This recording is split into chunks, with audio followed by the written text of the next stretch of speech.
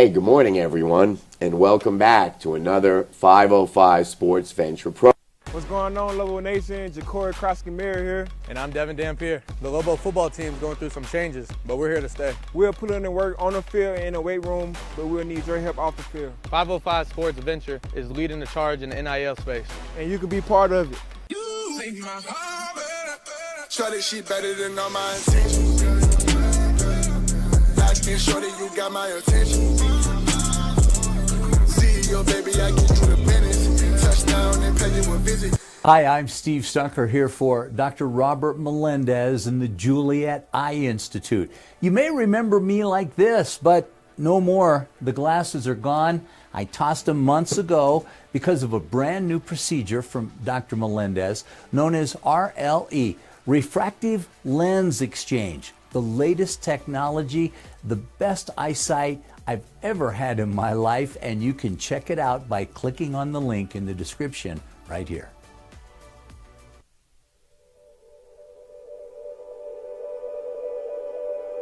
We aren't all born with the same opportunities. But it's the people who care that change everything. Get ready, Sprout, get ready. My coach. My teacher. My older sisters. My grandma. My brother. My tutor. My dad and my mom. As New Mexicans, it's up to all of us to do our part. So that no child goes without love. And no family has to do it all on their own. They're all our children. Every single person is called to make a difference in the life of a child. It's up to all of us to do our part. To pull together. Pull together. Pull together. To make New Mexico the best place to be a kid.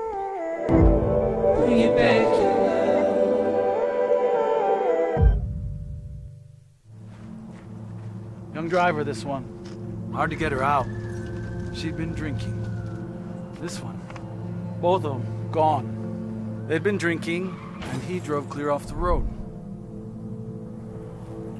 This was my family. Drunk driver hit us.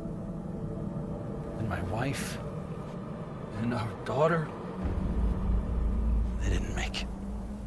If you're drunk, blasted, intoxicated, rip, plastered, destroyed, bruh. If you're like this, you shouldn't be driving.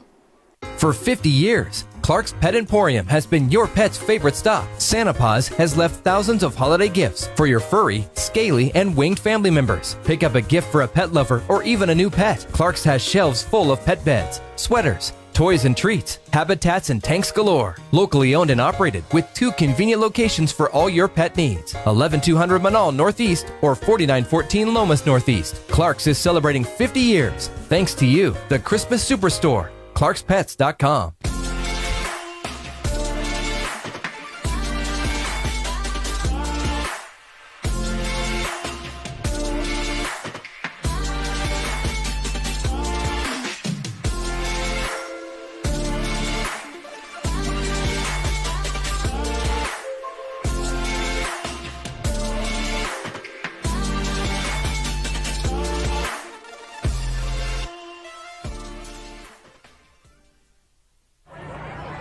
Hey, look, it's Dwight Goodman. This place is hot. Let's see if anyone needs my help. How about I drive you madman home, huh? I got this, Dwight. I'm the designated driver. Boom. Sweet. Does anyone need Dwight's help getting home tonight? No thanks, Romeo. I've got a taxi all lined up. Drive safe, Dwight. Boom. Boom. These days, it's important to know people and businesses you can trust. There's a lot of places where you can buy a vehicle, but there's only a few local dealerships where you'll find honest people who have your best interests in mind. And Fiesta Kia is one of them. We've been helping our neighbors save money and drive dependable cars for years, and we'd love to help you.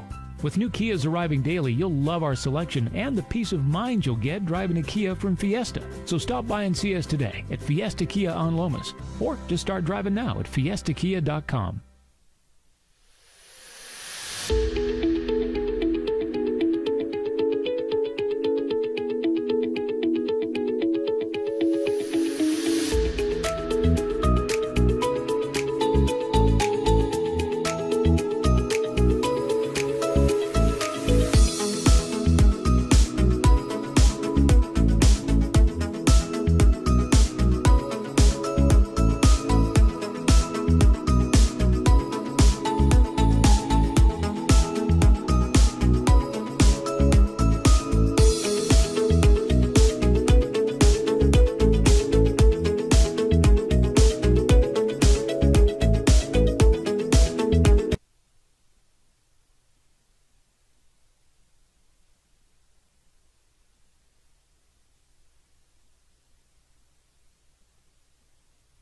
is going to go into the transfer portal.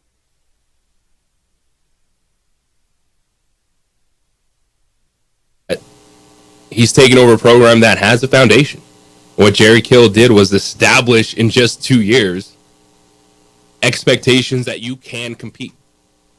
And then you can get something done at New Mexico State. So 505-246-0610. That is the Sports Animal Hotline this morning. Also the Sports Animal text line. And get your thoughts, Aggie fans, just football fans in New Mexico, what the last 2 years has done. And now moving forward, how Jerry Kill has ignited New Mexico State. Can Bronco Mendenhall do that for the Lobos and Lobo football?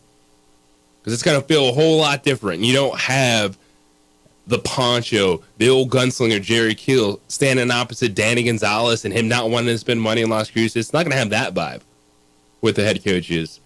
But the rivalry has definitely changed with everything that's been involved. And Jerry Kill, going out with a flamethrower at the very end. But Aggie fans, I know you're tipping your cap saying, thank you, Coach.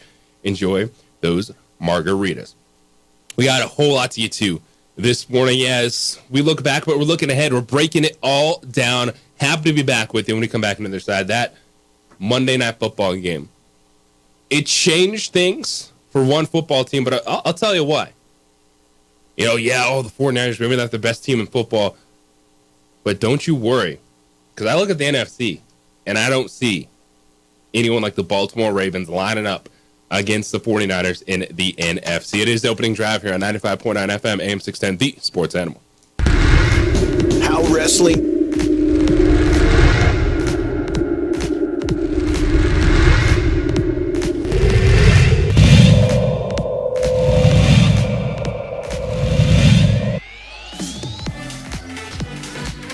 drive inside. Beautiful layup for Tyshawn Austin.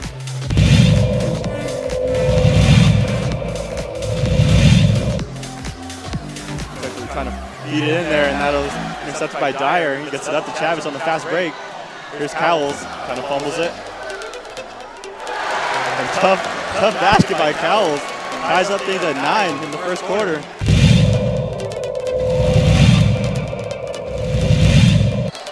That's not going to go for him. He finds Chavis, and there's a dunk. And I got the crowd going right now.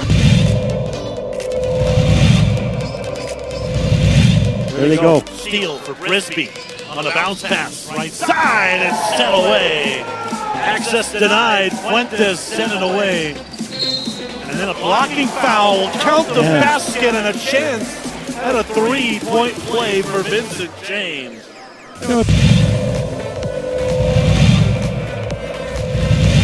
3 team fouls apiece here. Wrong guy to leave open. Navarez.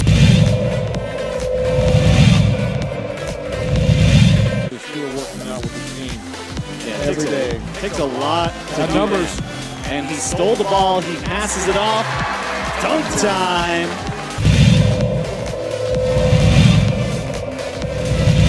Half. And the Hawks lead by 7, force another turnover. That's Lund puts it down.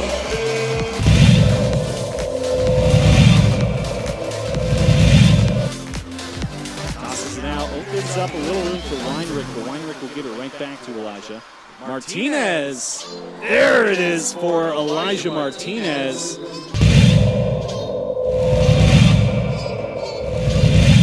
Zamora pulls it, that one's short, rebound to Guido. Guido going coast to coast and all the way to the rim, and he puts it down with the hammer.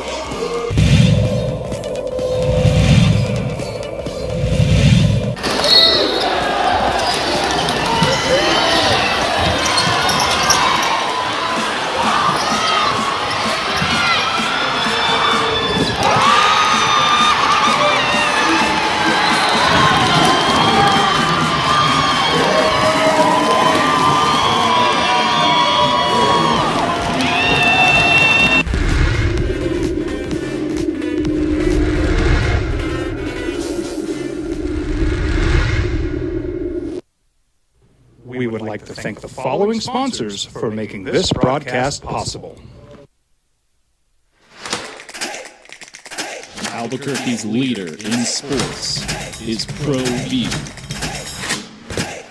pros to prep. All your favorite action.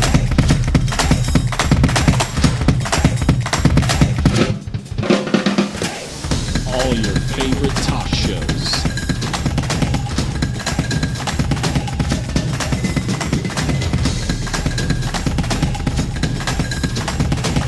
Find it on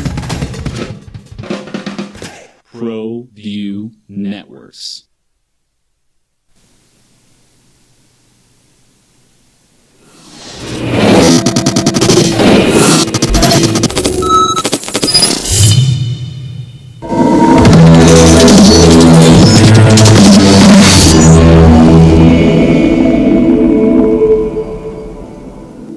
Hey, good morning, everyone, and welcome back to another 505 Sports Venture program.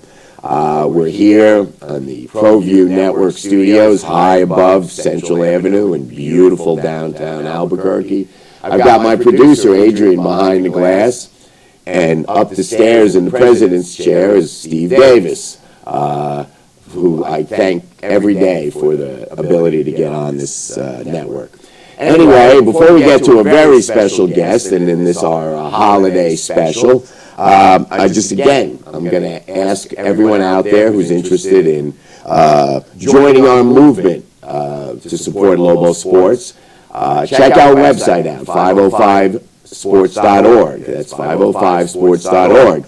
We're headed toward a January 4th gala that's open to the public to celebrate both men's and women's basketball and the start of the Mountain West Conference season. That's January 4th. Again, tickets are going fast. It's open to the public, 505sports.org. Check it out. And as we've seen, some interesting stuff's happened recently. Bronco's been hired.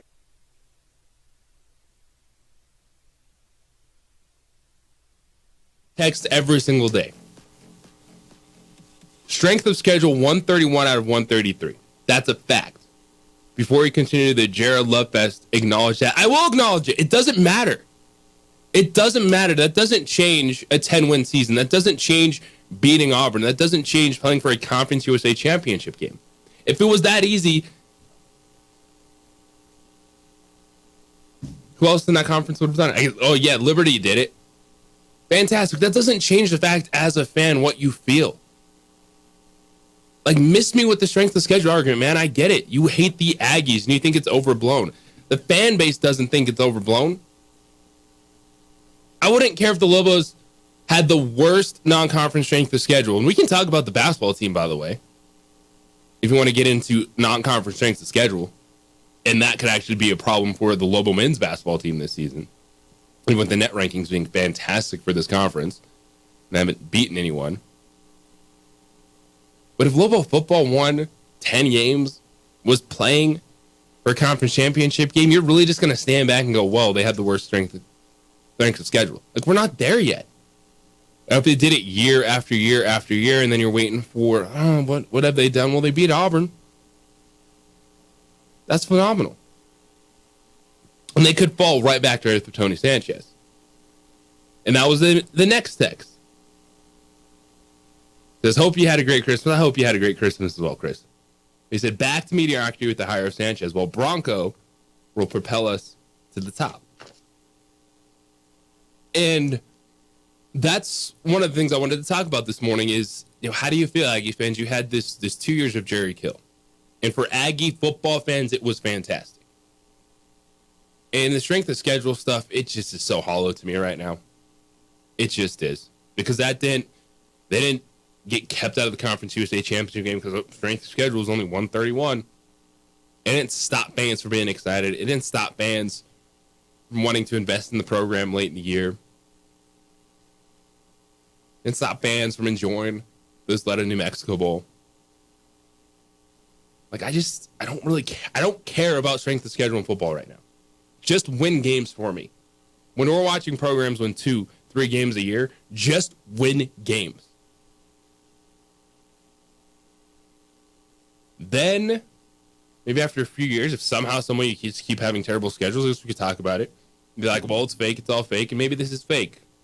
That's how you feel.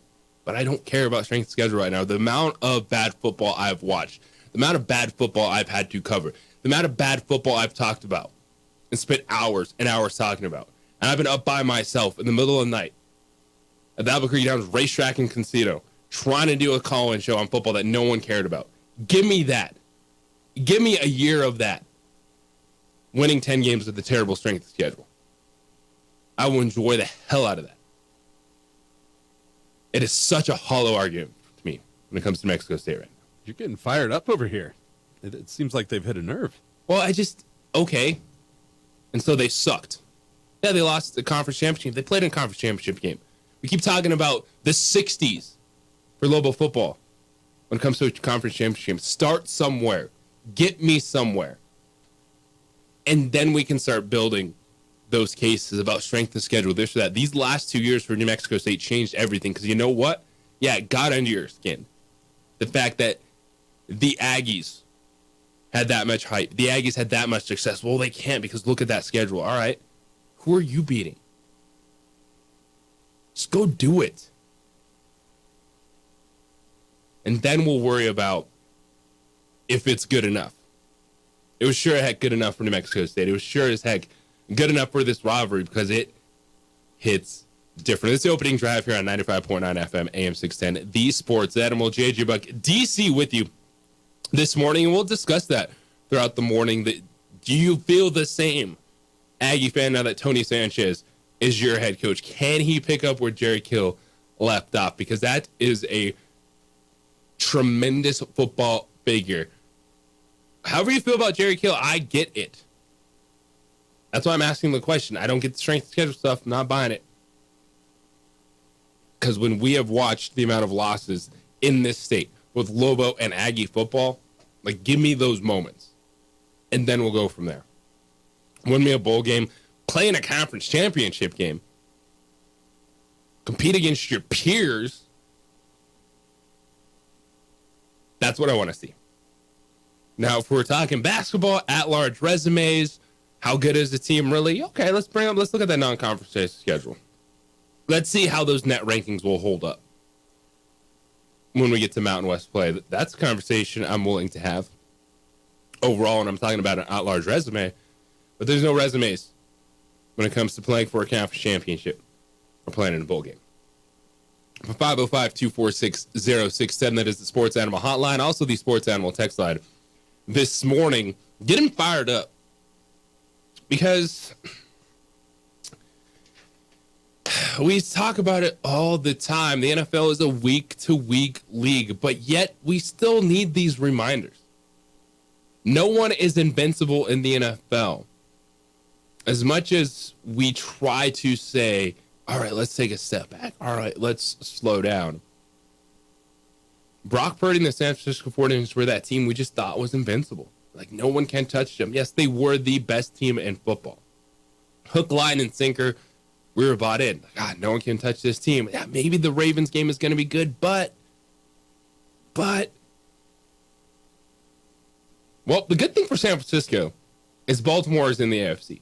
And if we see this game again, it will happen in the Super Bowl because I do not believe any team in the NFC can do what we saw happen on Monday night, where the Ravens changed our mindset about the NFL. 33-19.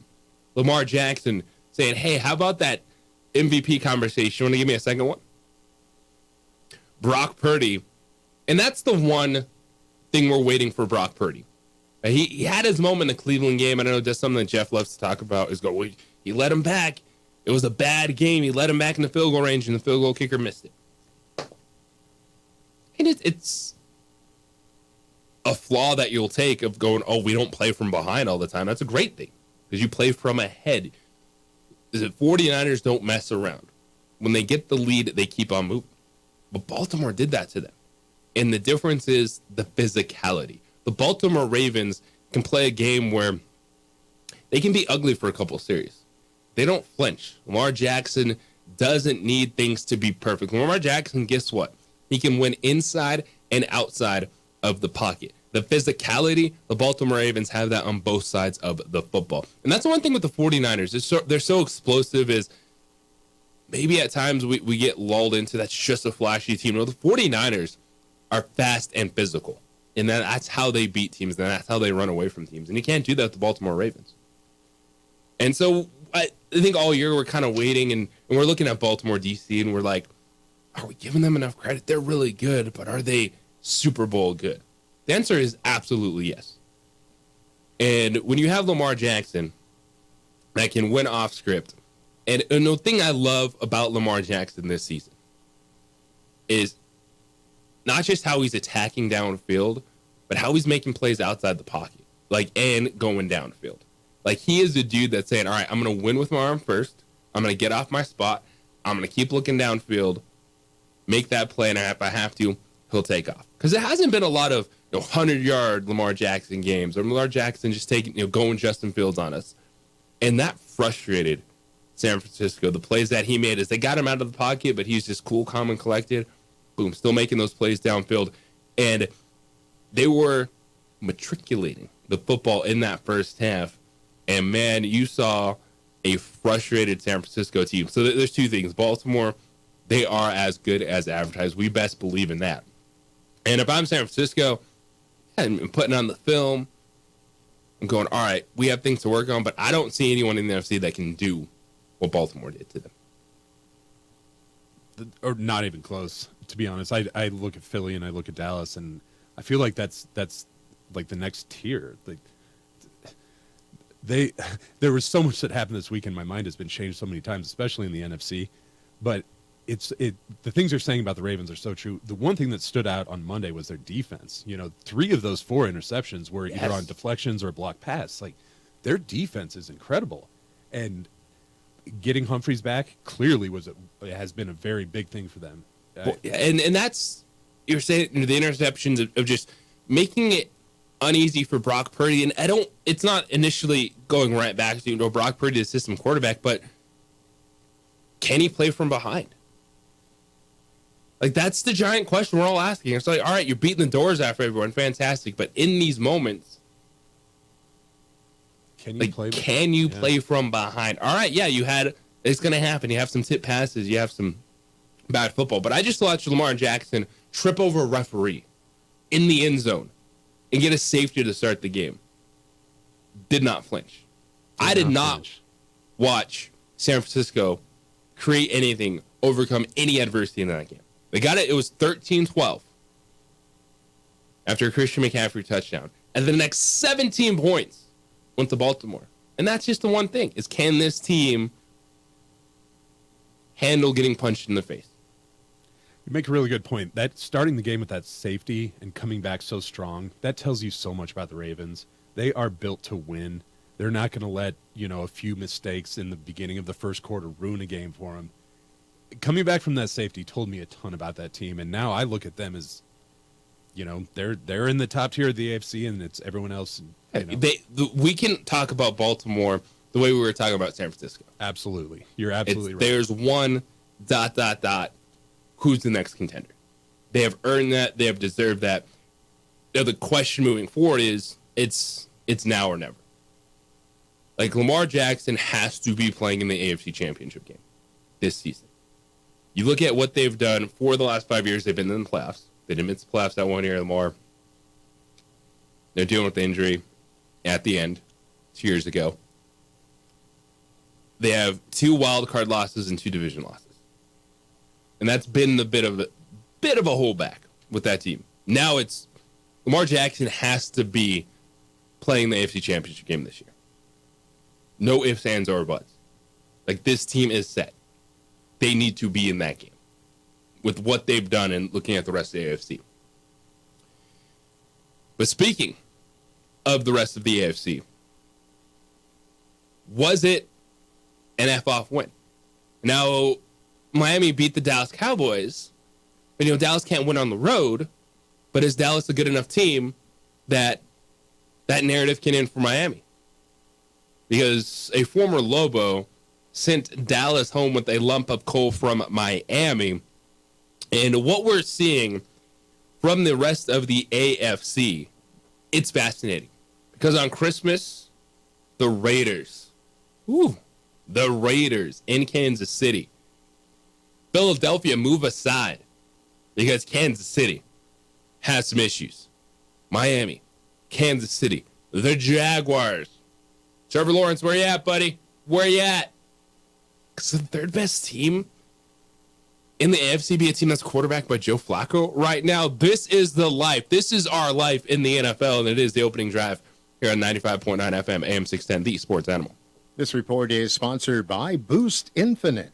Boost Infinite's new wireless technology gives you...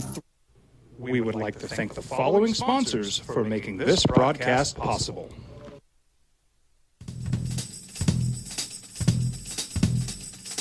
International Protective Services is a proud supporter of ProView Sports and New Mexico Youth Athletics. IPS provides residential and commercial security services in the Albuquerque metro area. For more info, please call 505-897-2420 or visit internationalprotectiveservice.com. Rosendo Nahad here, president of Carpenters Local 1319. Juan Junior Gonzalez, warden of Local 1319. Some people have a misconception about what a carpenter does. The carpentry trade entails more than just woodworking or building houses. We are responsible for 85% of a construction job site. Everything from the superintendent on down. We have a great apprenticeship program. The information can be found on our website.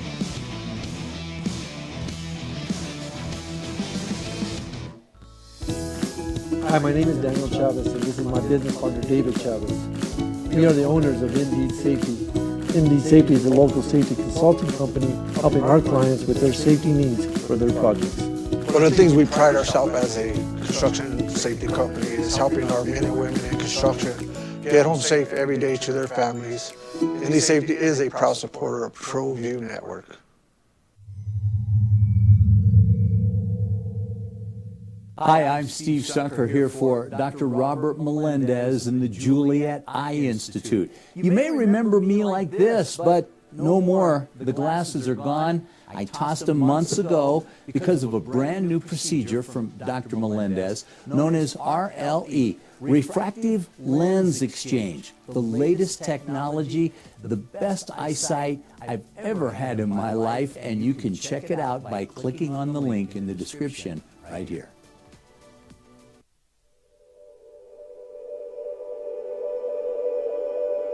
We aren't all born with the same opportunities. But it's the people who care that change everything. Get ready, Sprout, get ready!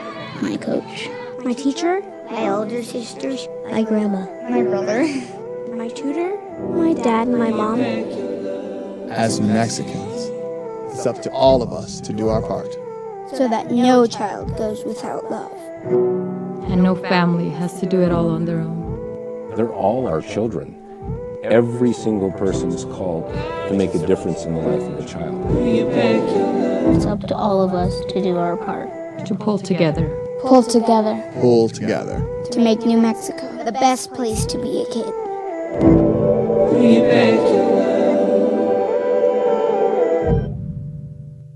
If you're drunk, blasted, intoxicated, ripped, plastered,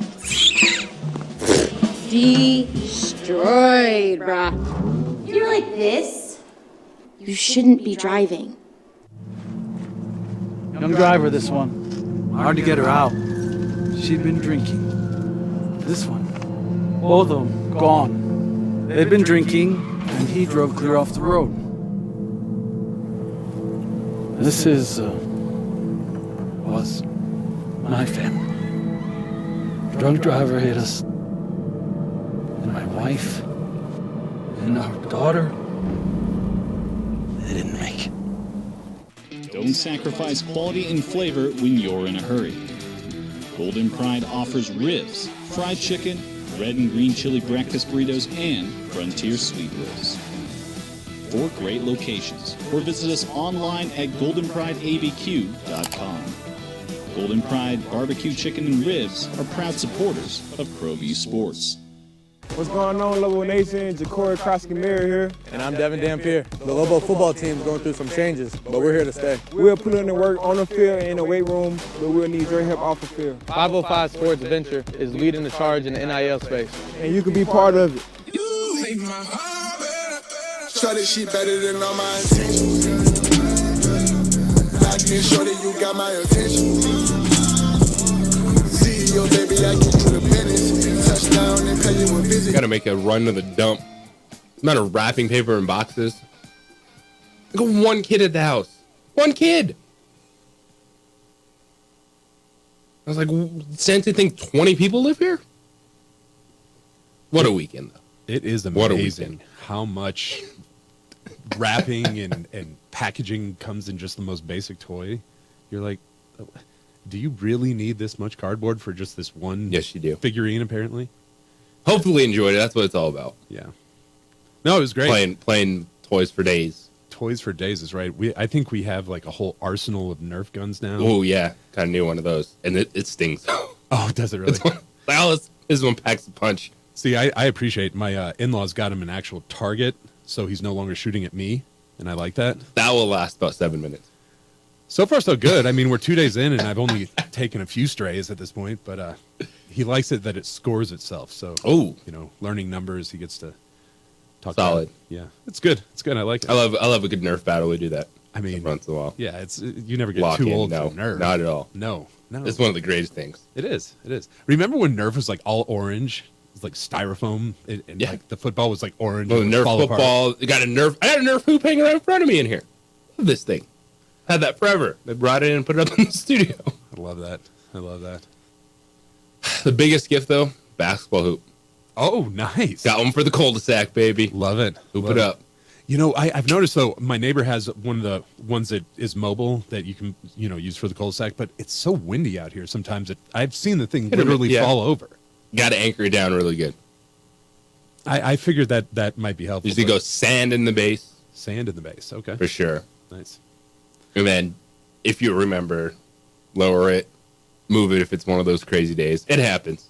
It's balling in the 505. I love that, though. So have you guys been playing then nonstop since you got it? I got to set it. I got it over the weekend. I haven't.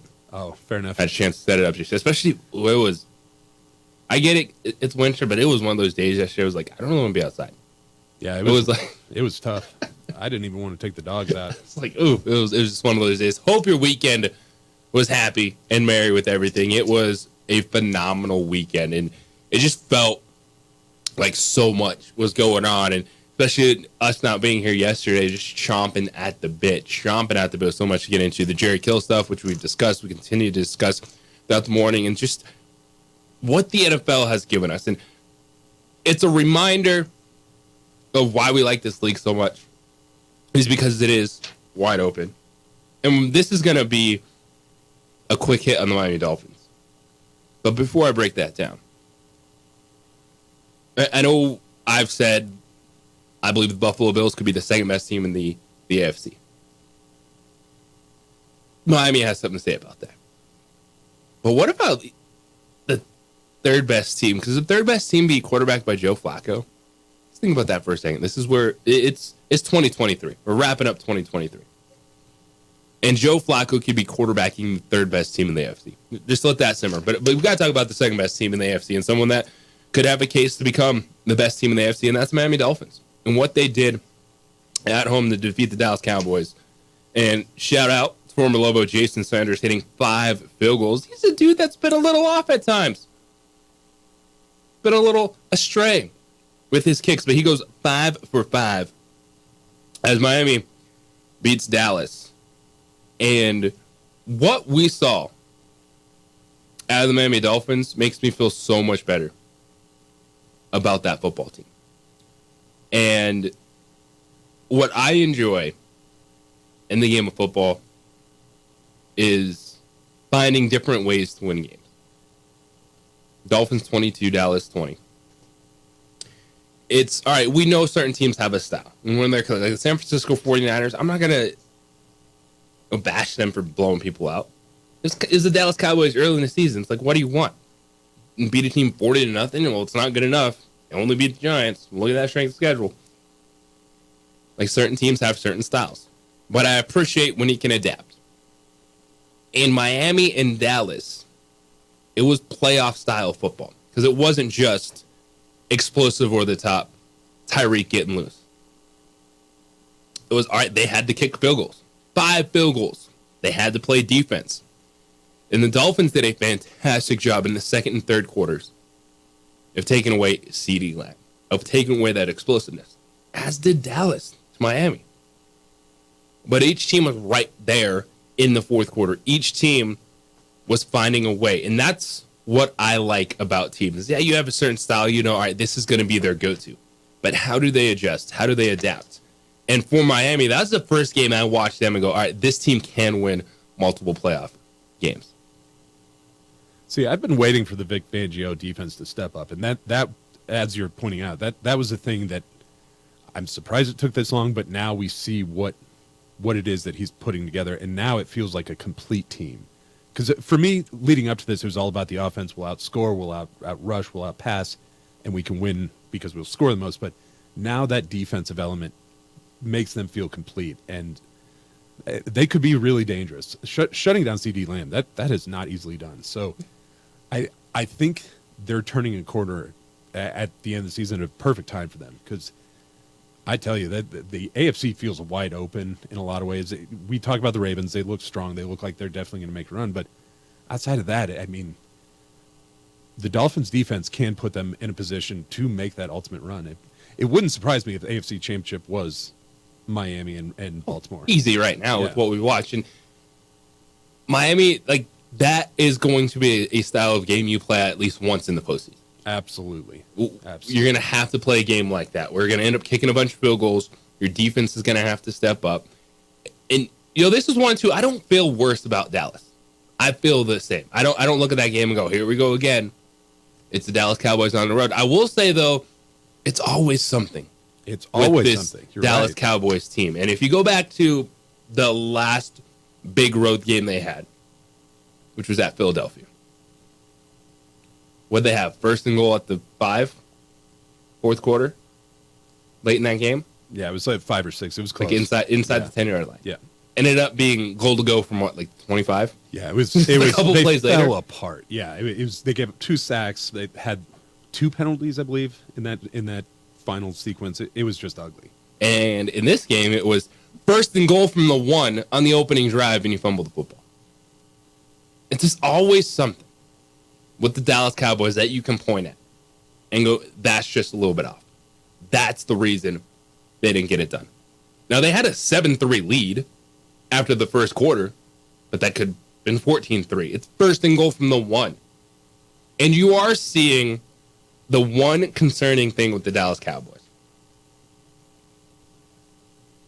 Power football. The fullback was the go-to back on that opening drive. The fullback.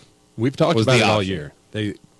Is Pollard big enough? Can he take the amount of carries, the amount of punishment? And I actually got to thinking about this because I've always been, you know, they have running backs and they're running the ball, but they need a power runner. So I started thinking, why aren't they looking at a guy like Adrian Peterson? Bring him in for a few games. I mean, I saw him when probably 4 weeks ago when he opened up the Vikings game. He, you know, did the drum thing that they do. He looks like he's ready to take the field today. Yeah, it could be one where it doesn't mean you don't trust Tony Pollard, but you need to maximize Tony Pollard. And Tony Pollard openly talked about how he was not who he thought he was going to be early in the season. The dude broke his leg at the end of last year. And he said, well, now, as we head into week 17 of the NFL season, he's like, oh, I'm feeling better, but that's also still with all that football on him. Speaking of guys, because he's on a practice squad right now, so you could sign him. Leonard Fournette. Yeah, that another great option. The Buffalo Bills practice squad. They need to make a move. That would be a dude to grab and bring in right now. He's done it. He's healthy. He's good to go. Yeah, you know, that's the type of move this team needs to make. That's a championship move. It's something they have to consider because like you said, you're first and goal from the 1. You have to get a touchdown. There's no excuse. A Super Bowl team. You don't want to be leaning on your fullback who's not there to take that many carries. It's so telling. Yeah, it's you chose your fullback because you knew your RB1 couldn't do it. So it and you had a missed handoff.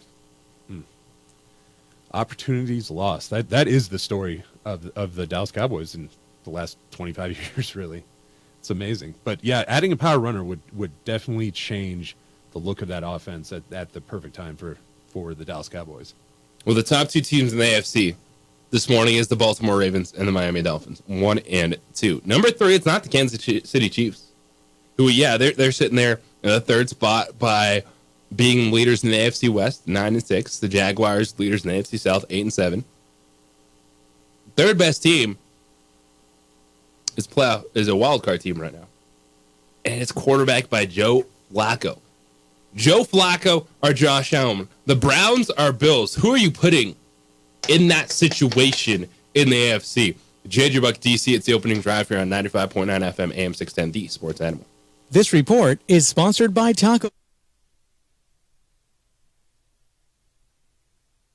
We would like to thank the following sponsors for making this broadcast possible.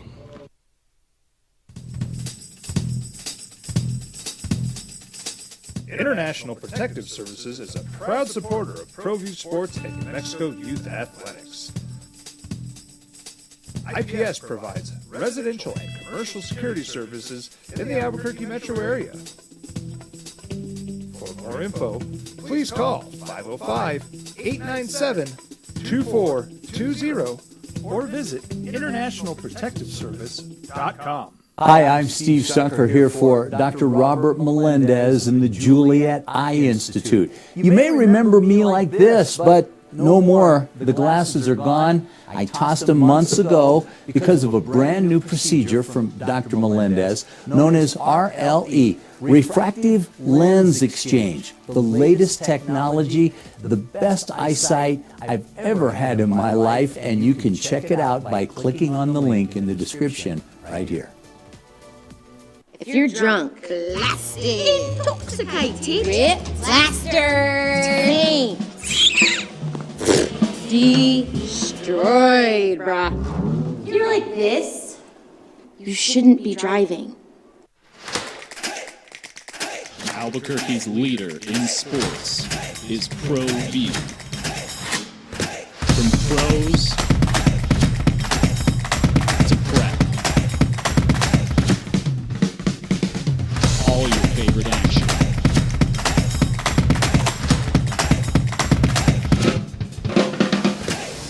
All your favorite talk shows.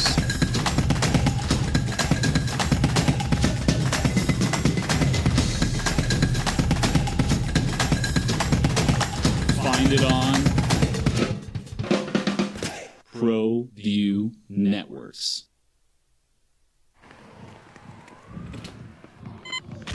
These are more than just the sounds of a safe place to go after school. These are the sounds of interest being ignited and of mentors making an impact. At Boys and Girls Clubs, we don't do just one thing. We do whatever it takes to meet the needs of every kid who comes through those doors. Because whatever it takes is what it takes to build great futures. Great futures start here.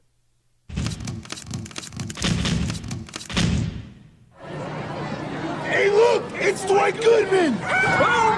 This place is hot. Let's see if anyone needs my help. How would I drive you madman home, huh? I got this, Dwight. I'm the designated driver. Boom. Sweet.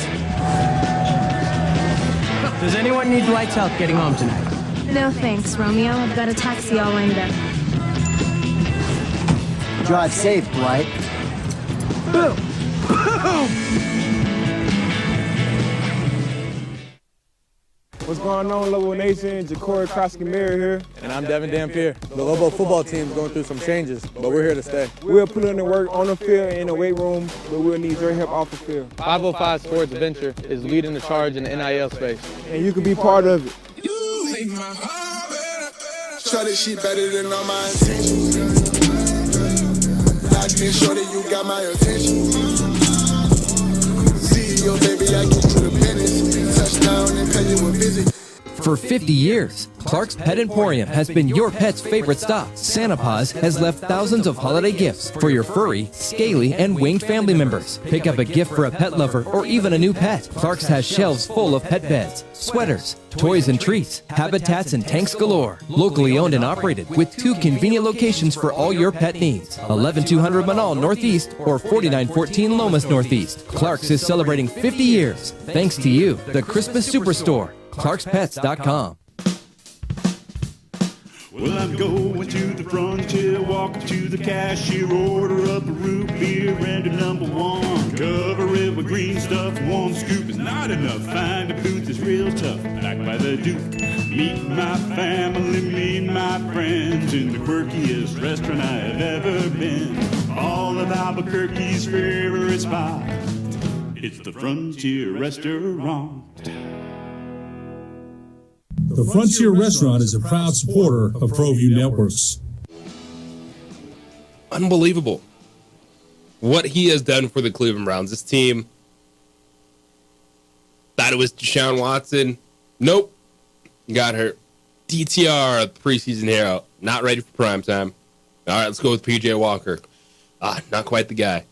Let's call Joe Flacco in. And there was that shot on the internet that was going around of Joe Flacco just boarding a commercial flight on his way to Cleveland. Someone took a picture of him and go, hey, is this new Cleveland Browns starting quarterback? Absolutely. And Joe Flacco has brought confidence and explosiveness to the Cleveland Browns. And these are the stories in sports that we love. Because Joe Flacco, we watched him for a few years, and you're always just like, not that guy. It was just about that moment he had. And Joe Flacco had one of the best postseason runs you will ever see when they won the Super Bowl. He was a good NFL quarterback. But when you're twice the highest paid quarterback in the league, that changes things. And you're looking for eliteness. I don't think we're ever going to call Joe Flacco elite. Even though people have been throwing out the joke recently over the last couple weeks. Joe Flacco's a good NFL quarterback. The fact that Joe Flacco is back and leading the 3rd best team in the AFC, because you got to give them credit. And I've talked up Buffalo and the Bills, and they could be 2-3 in this conversation. But credit with what we saw over the weekend in Baltimore, Miami, and what Cleveland is continuing to do with Joe Flacco. It's unbelievable. JJ Buck DC with you here on the opening drive. The fact that a postseason game could be played between the Baltimore Ravens and the Joe Flacco Cleveland Browns is wild. Or the Los Angeles Rams quarterback Matthew Stafford happen to go play the Detroit Lions. Could be some unbelievable storylines. Amari Cooper, very good wide receiver. I always thought he's the guy that ended up being actually a bit underrated because he'd have a couple drops and people would lose their mind. But Amari Cooper had an unbelievable game at the Browns' victory over the Texans. And he was asked about the offense and how he's feeling. He had 11 catches, 265 yards, and 2 touchdowns against the Houston Texans. Amari Cooper said, quote, to be completely candid, I would attribute most of it to Joe. He has an incredible feel for the game. He has an incredible arm. I think obviously with the relationship between a receiver and a quarterback, it's a symbolic relationship. The best way to explain it is we mesh well together.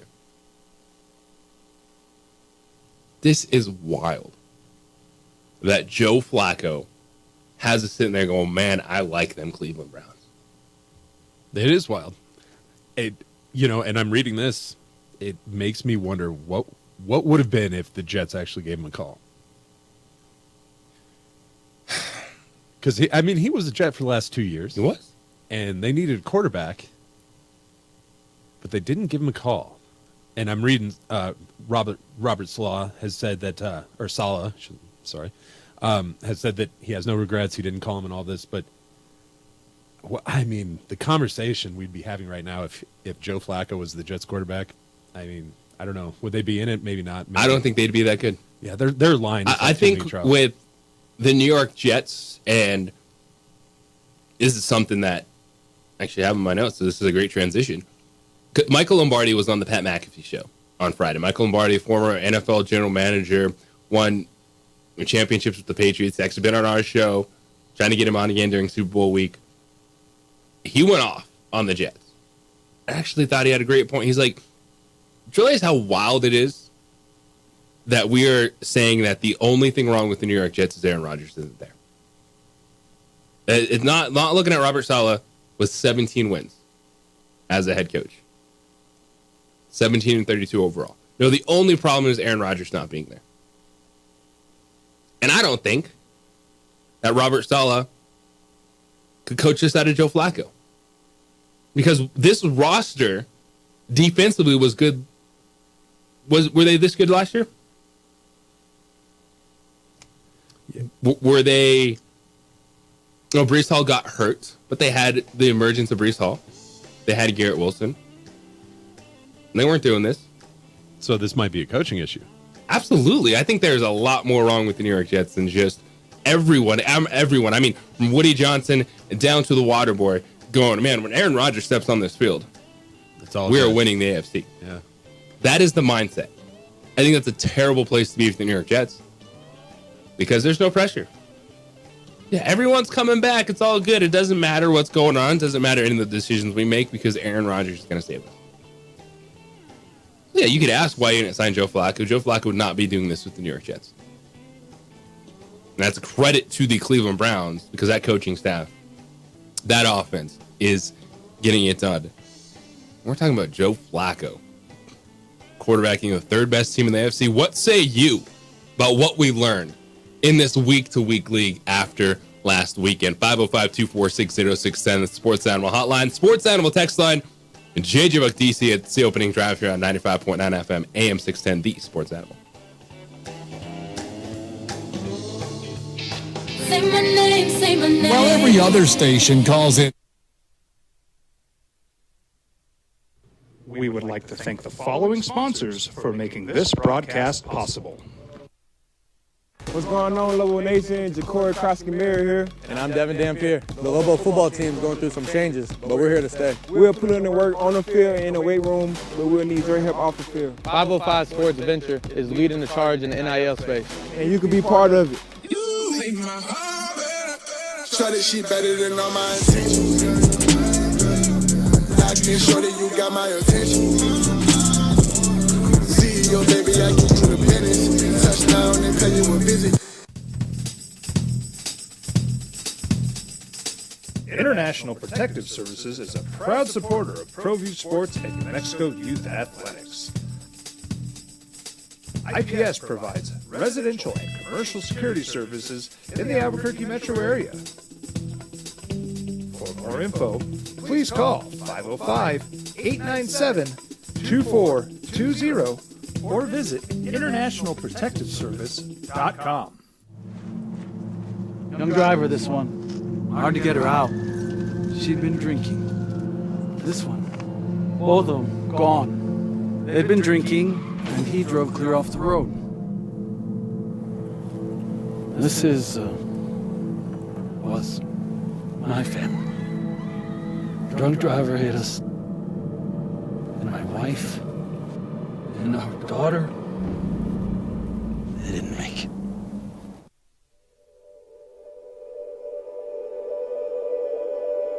We aren't all born with the same opportunities. But it's the people who care that change everything. Get ready, Sprout, get ready! My coach, my teacher, my older sisters, my grandma, my brother, my tutor, my dad, my mom. As Mexicans, it's up to all of us to do our part. So that no child goes without love. And no family has to do it all on their own. They're all our children. Every single person is called to make a difference in the life of a child. It's up to all of us to do our part. To pull together. Pull together. Pull together. To make New Mexico the best place to be a kid.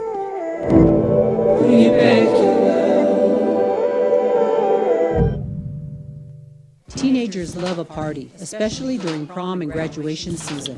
Often, alcohol is involved. Some parents think that hosting a party with alcohol in their home will keep the kids safe, but it's wrong and it's illegal. As a parent, to allow your teenagers' underage friends to consume alcohol on your property is a felony. Parents who host lose the most. Don't be a party to teenage drinking. This is a program of the Drug Free Action Alliance. For more information, go to burnco.gov/do-not-host. Albuquerque's leader in sports is ProView. From pros to prep. All your favorite action.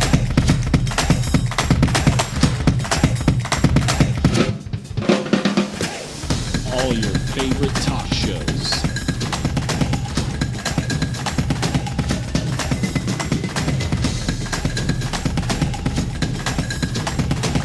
Find it on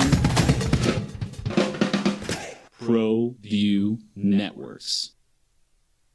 What's going on, Lobo Nation? Ja'Cory Krosky-Mary here. And I'm Devin Dampier. Now, voted the best sports show in New Mexico for 5 years running. It's the OD in the AM with 3-time New Mexico Sportscaster of the Year, Jeff Symbieta and JJ Buck.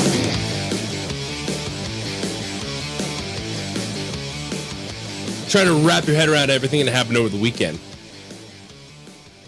The unbelievable football action, NFL delivering as it always does. A reminder that everyone has a chance.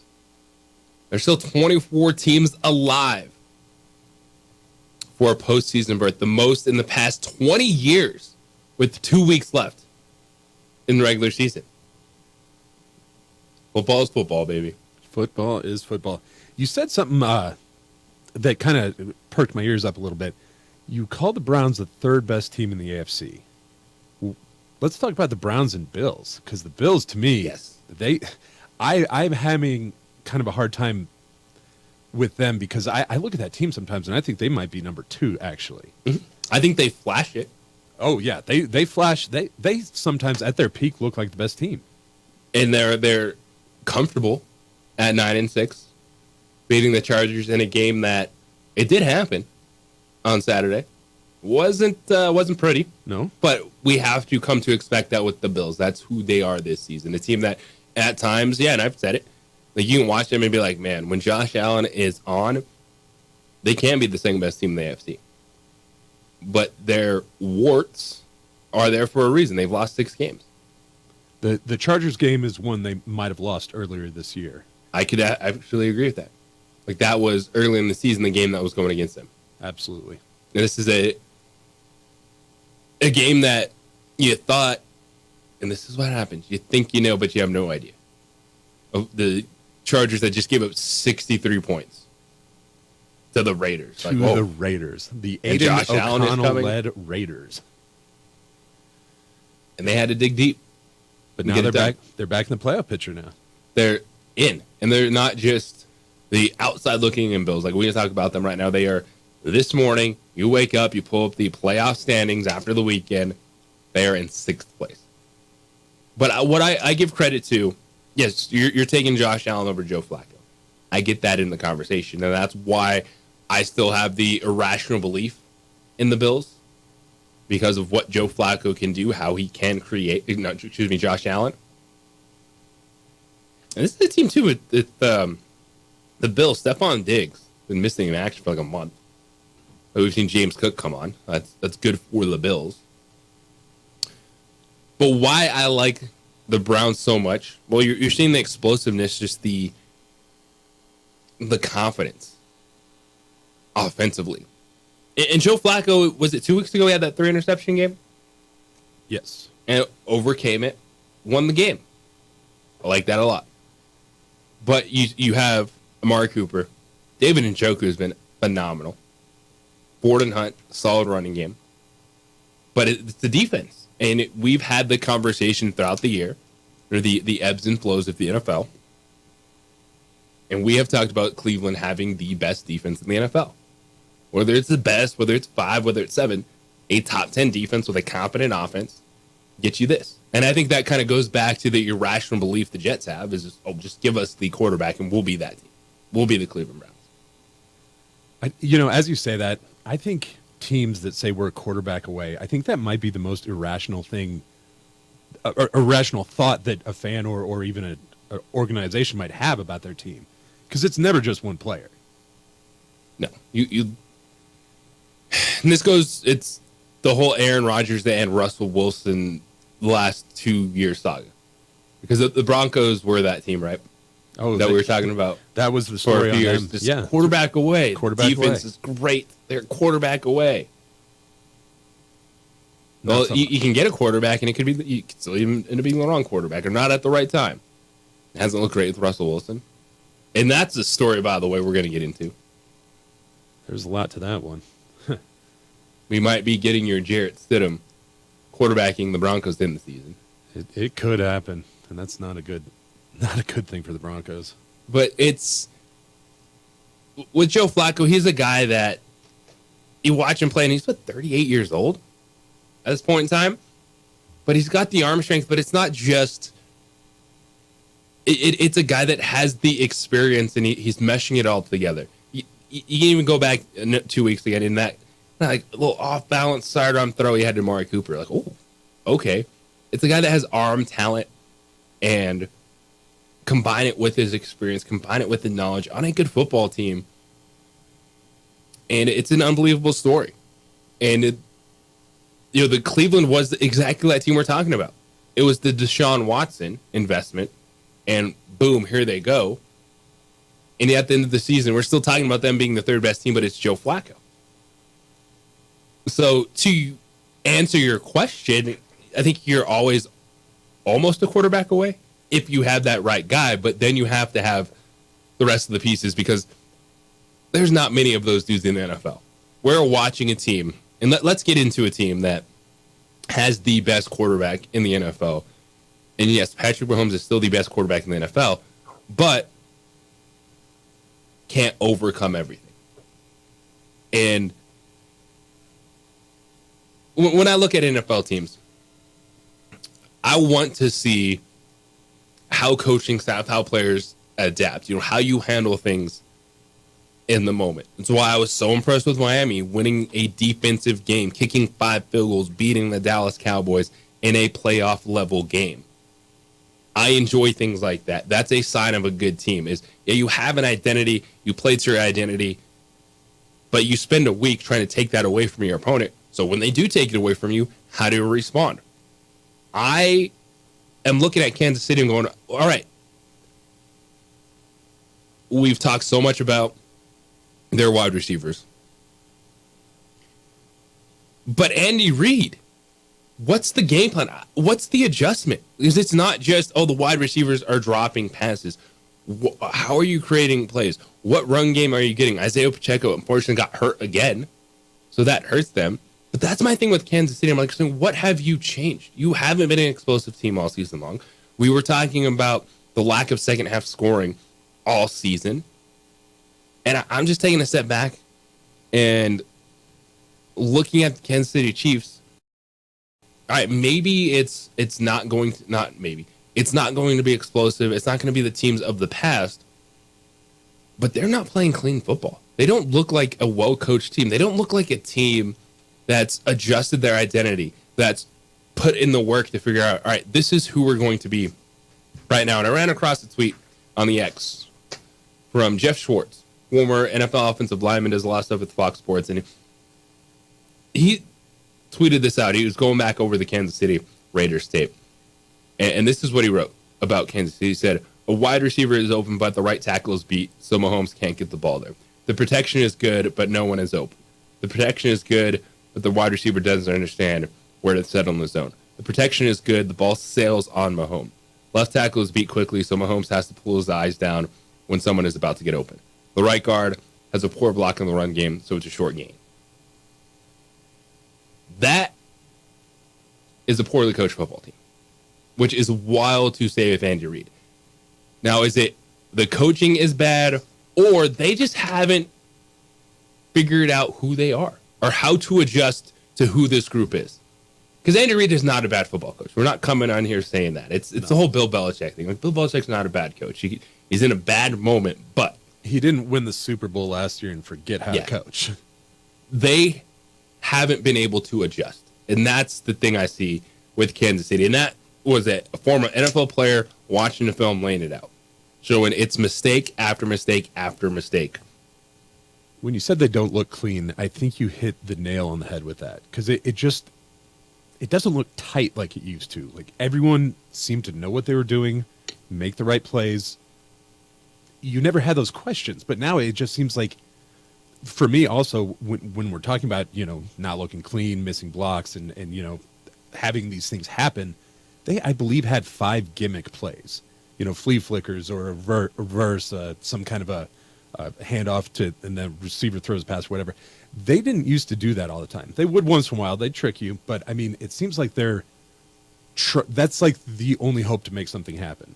When I watch that game and seeing the Raiders put it to him, I think that's got to light a fire. You would think under lit fire under Travis Kelce. Oh my goodness, who that blew helmet up on the sideline, throw his helmet, got a bump from Andy Reid. Like, let's go. Yeah, like this is not what you expect from Kansas City. No. They haven't adjusted, and that shows you of how it's not as simple as franchise quarterback. It's not as simple as you have to tank for Caleb Williams. It's not as simple as just get us that guy, because Kansas City has that guy.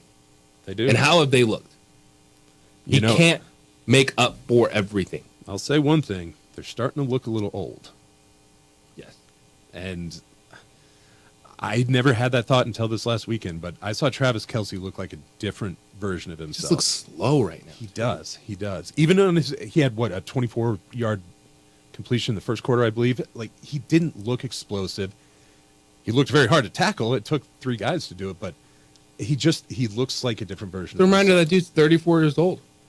It's just one of those things. So we've seen him perform at such a high level. Yes, they are the defending Super Bowl champions. You took Travis Kelce in the first round of your fantasy football draft. But it's also a guy that started the year with a knee injury. And so he's playing through that. He's 34 years old. Like, we've become numb at times to age in football because of what the quarterbacks have done. But it will catch up to you. And I just haven't seen a good adjustment from Kansas City. And reading that tweet from Jeff Schwartz, that was like the best way to present it. Like, it's just like Dallas, we talked about how it's always something. Well, with Kansas City, like, everything is off. And even Patrick Mahomes just can't create something out of nothing every single time. And watching the Raiders game, that's what it was. They had negative yards in the first quarter. Like, everything is a struggle for this team, which is wild right now, which they haven't been able to figure out something to be competitive. Yeah, going 2 straight 3-and-outs, you knew that just things weren't right. That they were in for a long day. You could tell it right away. But what's interesting at the end of the weekend, when you look at it, if the playoffs started today, they're playing the Bills. Are you taking the Chiefs in that? Not right now. Not a chance. The Bills, with their ups and downs, both teams are 9-6. The Bills have flashed. When was the last flash we've seen from Kansas City? That is a really great question. I haven't seen them adjust. I haven't seen a team that goes, all right, yeah, you have Patrick Mahomes, you're a different football team, but let's grind your way to victory. They're just trying to grind out a first down right now. And that's the problem for the football team. And Patrick Mahomes is not blameless in this. No, he is playing some uncharacteristic football. Bad football among this. The pick 6? What was that? All those interceptions. I mean... And that's a sense of, too, yes, you're the dude, but you're trying to force everything. Yeah, he was staring down receivers in a way I've not seen him do that before. The pick 6, I mean, the way that safety just jumped that route, it felt like a high schooler could have done it. 2 defensive touchdowns in 17 seconds? Is that amazing? I mean, and if you think about it also, the defense scored those touchdowns quickly, which kind of changes the outcome, obviously, but outside those 2 touchdowns, both defenses played pretty well. Yeah, and when I'm looking at Kansas City, that's the style I'm thinking, is lean on your defense. You didn't give up much to Aiden O'Connell.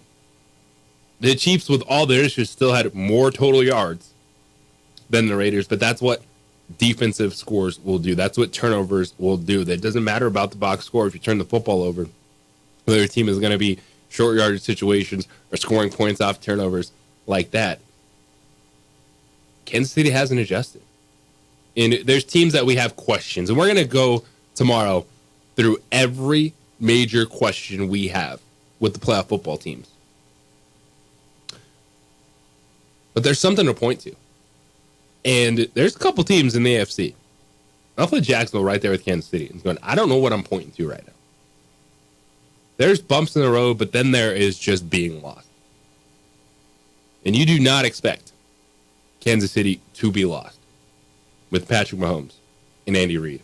And that's where they are.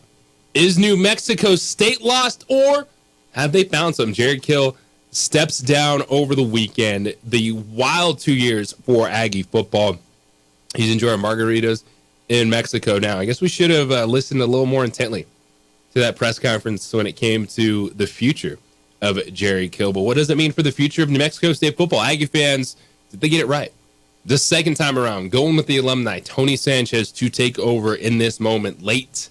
It is late in the process when it comes to coaches, interviewing coaches. Should the Aggies have done a broader search, or do you like trying to pick up where Jerry Kill left off? Tony Sanchez goes from assistant to head football coach at New Mexico State. And what have these 2 years done? Not just New Mexico State, but football in the state of New Mexico. We'll dive into that next. It's the opening drive here on 95.9 FM, AM 610, the Sports Animal. This report is sponsored by... We would like to thank the following sponsors for making this broadcast possible. Teenagers love a party, especially during prom and graduation season. Often, alcohol is involved. Some parents think that hosting a party with alcohol in their home will keep the kids safe, but it's wrong and it's illegal. As a parent, to allow your teenagers' underage friends to consume alcohol on your property is a felony. Parents who host lose the most. Don't be a party to teenage drinking. This is a program of the Drug Free Action Alliance. For more information, go to burnco.gov/do-not-host. Hi, my name is Daniel Chavez, and this is my business partner, David Chavez. We are the owners of Indeed Safety. Indeed Safety is a local safety consulting company helping our clients with their safety needs for their projects. One of the things we pride ourselves as a construction safety company is helping our men and women in construction get home safe every day to their families. Indeed Safety is a proud supporter of ProView Network.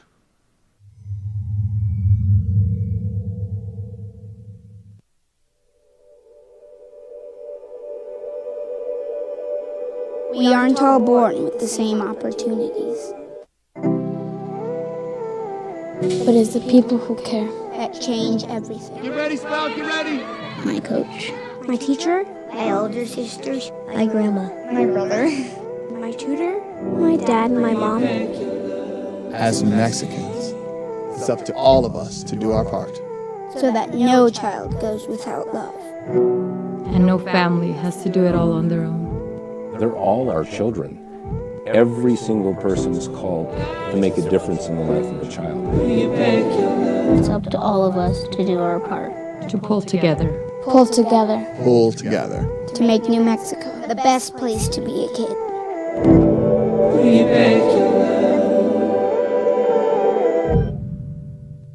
What's going on, Lobo Nation? Ja'Cory Krosky-Miller here. And I'm Devin Dampier. The Lobo football team's going through some changes, but we're here to stay. We'll put in the work on the field and in the weight room, but we'll need your help off the field. 505 Sports Venture is leading the charge in the NIL space. And you can be part of it. Show that shit better than all my intentions. I can show that you got my attention. CEO, baby, I get you the business.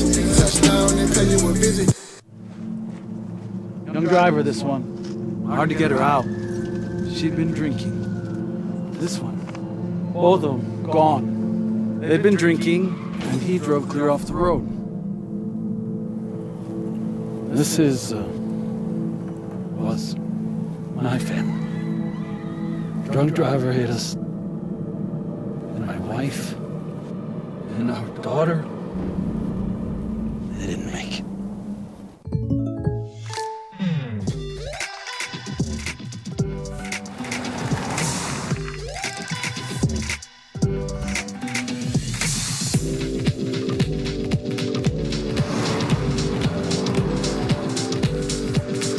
your surprisingly great rates, contact your local State Farm agent today.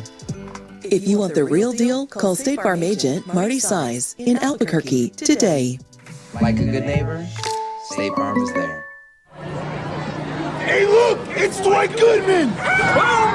This place is hot. Let's see if anyone needs my help. How about I drive you madman home, huh? I got this, Dwight. I'm the designated driver. Boom. Sweet.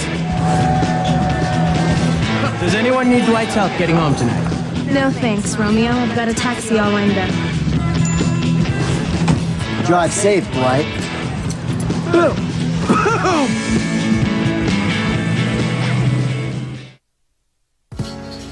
I was born in New Mexico. I grew up on these streets. I got in trouble here, and I fought my way back in boot camp. I love New Mexico, especially the people. Now I'm using my training, tenacity, and energy to fight for you. I'm Adam Oki, lawyer, fighter, and New Mexican. I was a local athlete here in New Mexico, so I'm proud to support your local athletes. Finals Monday. Jerry Palm, CBS Sports, will join us tomorrow at 8:30. We'll break down those games, get his thoughts on bowl season overall.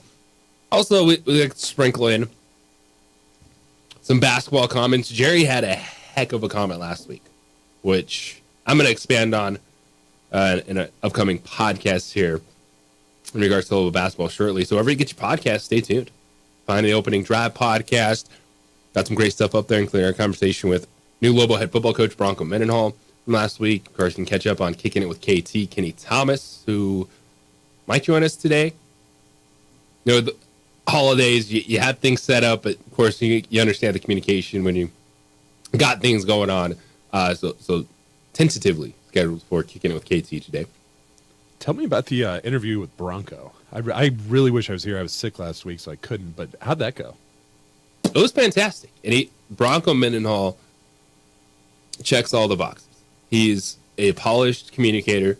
He does listen to your questions. He answers his questions. He expands on those questions. And it kind of goes back to what Jeff Symbieta said when he was hired. He has it. Like, you just think of head football coach, what you would expect out of a head football coach. There's the different ones, right? There's your two spectrums. And I think this is, Jerry Kill and Bronco Mendenhall are the complete opposite. The poncho, fired up. Like, they're both incredible college football figures, but they come at it differently. Like, Bronco is very even kill, measured. Don't ever see him dropping grenades like Jerry Kill. Not going off to Mexico to drink margaritas? Probably not drinking margaritas in Mexico. Okay. But what's interesting is they present themselves differently, but they have brought the same passion. Like, there is a different sense with Global Football Fan with Bronco Mendenhall. Like, you were excited about Danny Gonzalez, but there were a lot more questions because, yes, Danny Gonzalez was a first-time head football coach. And a lot of it, Danny Gonzalez, and it wasn't fair at times, but it was, well, Danny will be good because of Rocky. Oh, Danny's going to be fine because Rocky Long is defensive coordinator. Rocky Long's going to help him be a head coach. And so there was that sense of, like, it was the security blanket for Lobo fans that they put on Danny. There's not that sense with Bronco. With Bronco Mendenhall, it's like he's the guy. He's had the success. He did it at BYU. He took Virginia to an Orange Bowl. There's school with different resources. But, Virginia wasn't going to New Year's Six bowl games before he got there. Colorado has plenty of resources and not many wins. So, yeah, you guys still got to win the football games. You still have to be the overall CEO. And I think what Bronco Mendenhall has done is ignited that, hey, it can happen. And part of it is watching Jerry Kill at New Mexico State and what Jerry Kill did over the last 2 years. And is Jerry Kill the most legendary figure in New Mexico State history? I get it. And I've been going back and forth with that dude on the text line about the strength of schedule. Miss me with that right now. I don't care what New Mexico State football strength of schedule was. They had a 10-win season, played for a conference championship, won a game at Auburn. That's good enough for me. Yeah, the strength of schedule, I find that to be kind of comical because to me that's like tiebreaker number 5. It's so far down the line. That's what you talk about when you're saying the first one left out of the college playoff. You know, that's you're talking about strength of schedule when you're talking about getting into the bracket, the March Madness tournament. We're going to have a strength of schedule conversation about being an at-large basketball team. I'll have that conversation. Yeah.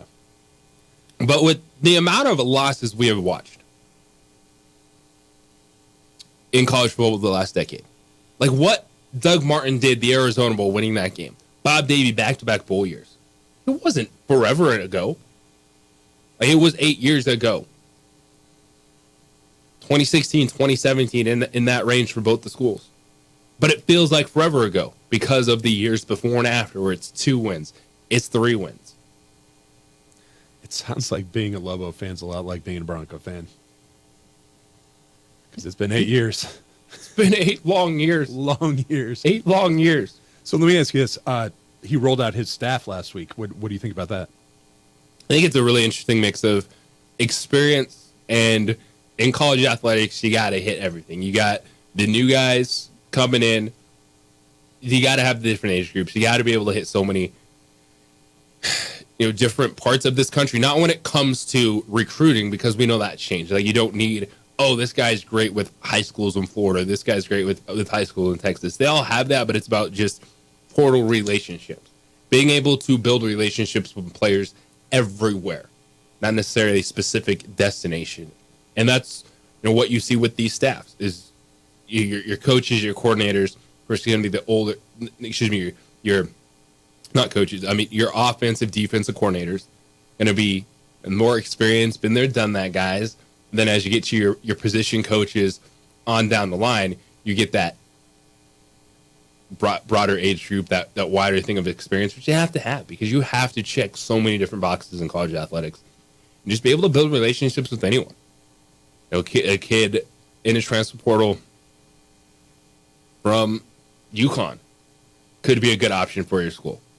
And so how do you cultivate that relationship? Where his background, where he's from. So it's an entirely different world. It was always about relationships, but it's so much more different now because you're not just trying to get a guy from a specific high school, or, we recruit Texas really well, we have to play this game because got a bunch of kids from this area. Portals change everything. But the coaching behind it, the belief. Like, Jerry Kill brought a belief to New Mexico State that I don't think people thought could happen. And I get the same sense for Lobo football. Like, you get to a certain point, you're like, it just can't happen. It's just not going to be there. You're not going to have your moment. I think Bronco has brought some of that belief back. And when Bronco was hired, the amount of people that were surprised and shocked that New Mexico could pull that off, it has me intrigued. People are going to be paying attention. But for Jerry Kill on the way out, what were these last 2 years like, Aggie fans? Because it's unbelievable. Reigniting a passion for football, reigniting this rivalry. Because it's going to be a whole lot different when it's Tony Sanchez standing across from Bronco Mendenhall. Now, the phone lines, the text line that week, we know what it's going to be like. Fan bases don't like each other. And they've had a lot of things to poke at each other that have nothing to do with the games themselves, but become part of it. And Jerry Kill going out, just torching everyone. At the end, calling out Eddie Nunez, saying Eddie Nunez needs to be held accountable just the same way, just going at everyone. I think we should have known that maybe something else was coming, but it was also the fact of we've just figured that's who Jerry is. He's the guy that doesn't give a bleep, that's going to get right back up, whatever challenges coming his way, and keep on going. By 62 years old, he said he's finally done, stepping away.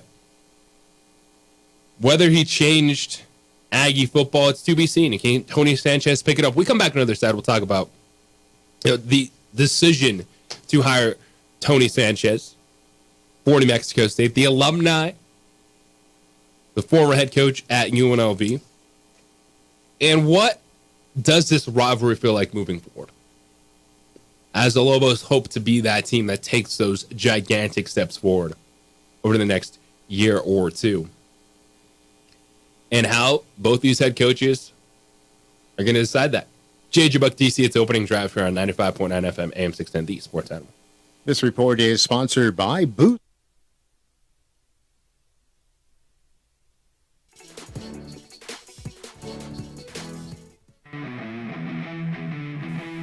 Rosendo Nahad here, president of Carpenters Local 1319. Juan Junior Gonzalez, warden of Local 1319. Some people have a misconception about what a carpenter does. The carpentry trade entails more than just woodworking or building houses. We are responsible for 85% of a construction job site. Everything from the superintendent on down. We have a great apprenticeship program. Information can be found on our website.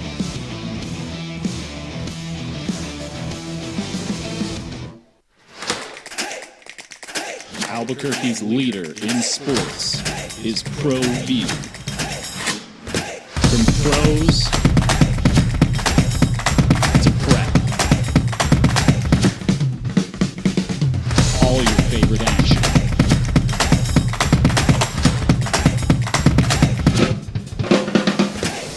All your favorite talk shows.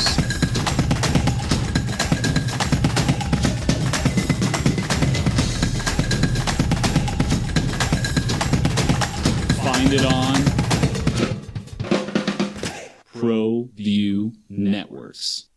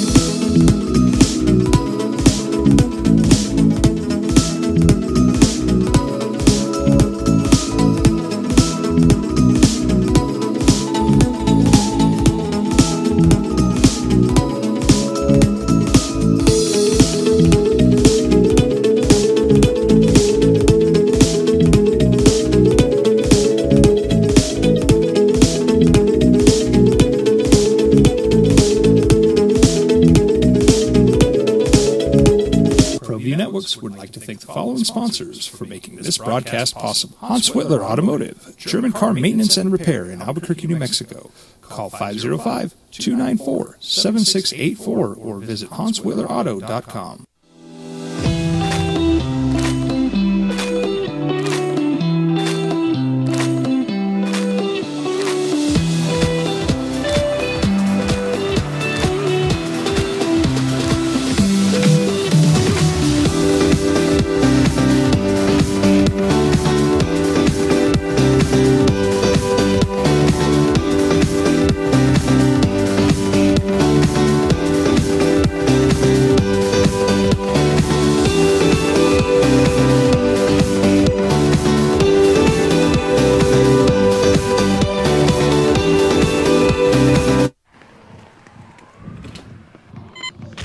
These are more than just the sounds of a safe place to go after school. These are the sounds of interests being ignited and of mentors making an impact. At Boys and Girls Clubs, we don't do just one thing. We do whatever it takes to meet the needs of every kid who comes through those doors. Because whatever it takes is what it takes to build great futures. Great futures start here. Hi, I'm Steve Sunker here for Dr. Robert Melendez and the Juliet Eye Institute. You may remember me like this, but no more. The glasses are gone. I tossed them months ago because of a brand new procedure from Dr. Melendez known as RLE, Refractive Lens Exchange. The latest technology, the best eyesight I've ever had in my life, and you can check it out by clicking on the link in the description right here. We would like to thank the following sponsors for making this broadcast possible. Evergard Roofing and Solar. For nearly 20 years, Evergard Roofing and Solar has been working with New Mexicans to enhance their homes and businesses. For all your roofing and solar needs in New Mexico, call 505-821-9543. Albuquerque's leader in sports is ProView. From pros to prep, all your favorite action.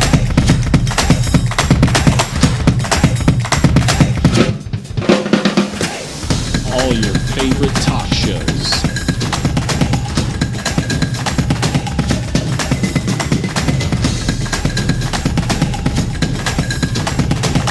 Find it on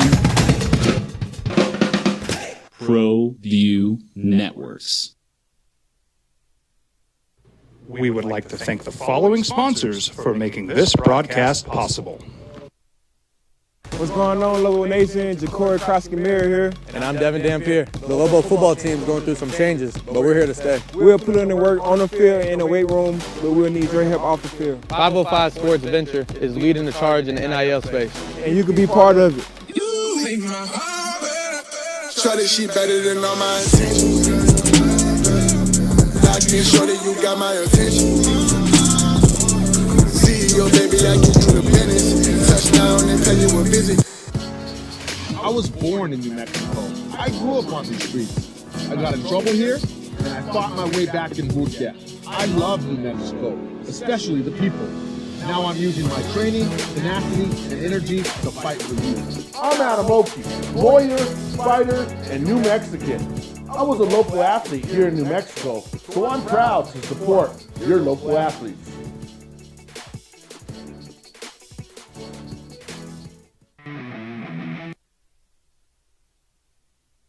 Station. Creeper. New Mexico State kept it in-house. They went the alumni route. Tony Sanchez, the new head coach for New Mexico State football, taking over after Jerry Kill stepped down over the weekend. Left it all on the field over the last 2 years. Now, he did say it wasn't about the money. And all the stories over the weekend, and Mario Mocha himself saying that they got the compensation package up to $1.1 million for Coach Kill. But he had made his mind up that he was just ready to enjoy those margaritas in Mexico. So how do you feel moving forward, Aggie fan, about Tony Sanchez? The second time around. The whole, if I knew then what I know now type of thing for Tony Sanchez. Now, life is so much different with transfer portal and NIL, but the foundation for Aggie football is set. And can he pick up where Jerry Kill left off? There's going to be a bit of a downturn. It is, because Jerry Kill's a fantastic football coach. And this isn't one where I know Mario Mocha said they went this way because of the transfer portal. Like, you wanted to make sure that you kept that momentum going. You had an Aggie coach, an Aggie guy on that staff with those players. You make that transition so you keep those guys. That's not how it works. It was evident by Diego Pavia, a quarterback putting his name in the transfer portal immediately to view his options. Like, that's going to happen regardless if you keep a guy in-house or you do a search. It was tough timing because there's been a lot of searches already conducted and coaches hired in this process. But I know that was a question for some Aggie fans, and I got it on social media over the weekend too, was, why not? Why not give yourself a few days to see what is out there? This was the safe route. The knowing you don't have to overextend yourself, the knowing that you don't have to go out there and offer a name, a big-time contract. Give Tony Sanchez a chance. A guy that has experience, that everyone, as a coach, you learn things. You think you're ready, but you really have no idea. You have to go through that experience of being a head coach. I don't think it was a bad decision. I think you're trying to continue to ride that wave, as Mario Mocha said, the AD at New Mexico State. To me, it's not going to... Maybe there's a couple guys that it will help keep around. That's my coach, that's my guy, let's continue to roll with him. But it's not the end-all, be-all, just because that's just the way it is. when it comes to the transfer portal. But that's going to be a heck of a game because it was a whole lot different with Danny Gonzalez and Jerry Kill talking about this rivalry, talking about these games. But now you get Bronco Mendenhall and Tony Sanchez. It's opening drive here on 95.9 FM, AM 610, the Sports Animal. JJ Buck, DC. I know, DC, a lot. You are been thinking a lot about that final press conference and just some of the things that Jerry Kill said. And it's obvious that going into that, he knew what his next step was going to be, even if it took him a week to make that decision after this New Mexico Bowl. What are some of the things that are spinning through your mind about the very end for Jerry Kill? Wow, that we're opening a can here. So, in my reading, apparently the contract conversation started after the Auburn game, and that's understandable. You beat an SEC team; that's a very reasonable conversation, really.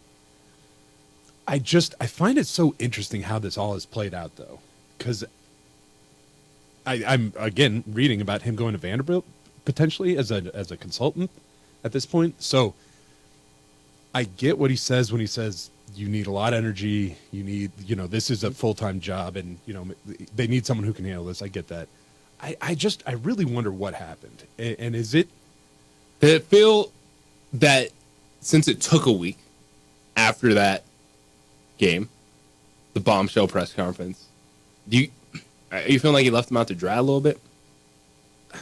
A little bit, yeah. I mean, that week, if you know you're going to quit, that week actually would have done a lot for their search. That something must have happened though, because when he's calling for discipline for the AD over at UNM, that felt kind of hollow, honestly, to me all the time. It was Eddie Nunez. Was he being a bit divisive with his indoor practice facility? Probably was. But what happened at the end of the day? The 2 days that the Aggies were in town and were supposed to practice, they did. So, yeah, okay. I don't know. I feel like something happened. Everything I read just points to there's something behind doors that we probably won't hear about for a year or two. But it just seems so interesting. Because he was talking about pushing forward. If I'm going to be here, on this the investment show. in the facilities. Absolutely. If I'm going to be here, need to have this, need to have that. He just seemed fully committed. Every time he came on the show, he was all about it. There was never a moment where it's like, is this guy wavering? He seemed 100%. So to make that turn so quickly, because to me, I mean, I think the last time we had him on was the week before the bowl game. Is that right? Totally positive, totally ready to go, talking about the future, and then he steps away. Like, in between those two things, something happened. And I kind of wonder, could it be a funding thing where he says, yeah, you can give me $1 million, but it's still not going to get me over the top. I don't know. I really don't know. But just all of our interactions we had with him, everything said to me that this guy is going to be here for a while, and then he steps away. And so I have so many questions about what happened. And they're there. 505-246-0610. How you feeling, Aggie football fan? Moving forward, the 2-year ride with Jerry Kill. It's something that you'll remember forever. It was a legendary 2 years. And it shook up football in this state. It shook up the rivalry. It absolutely did. Because when you have a coach of that magnitude, the Aggies won. Beat the Lobos.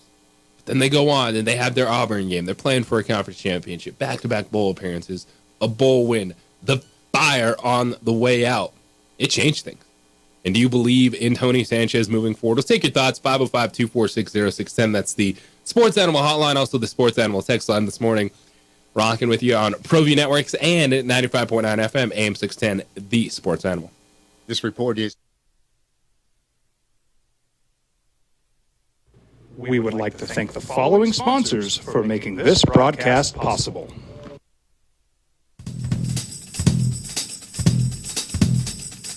International Protective Services is a proud supporter of ProView Sports and New Mexico Youth Athletics.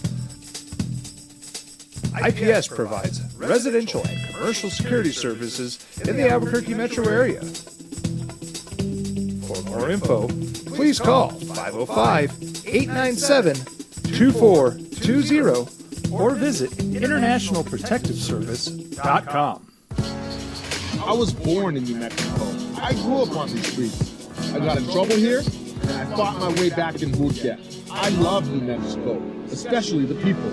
Now I'm using my training, tenacity, and energy to fight for you. I'm Adam Oki, lawyer, fighter, and New Mexican. I was a local athlete here in New Mexico, so I'm proud to support your local athletes.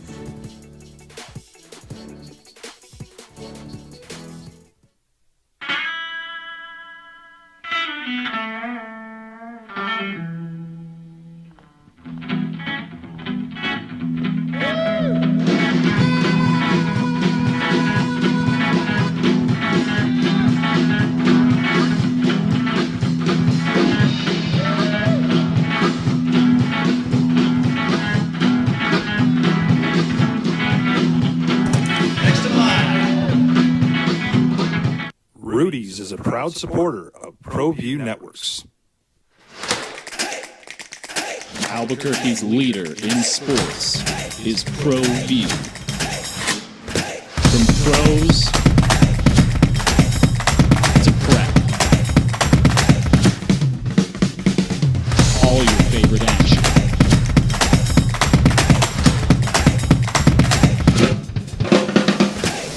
All your favorite talk shows.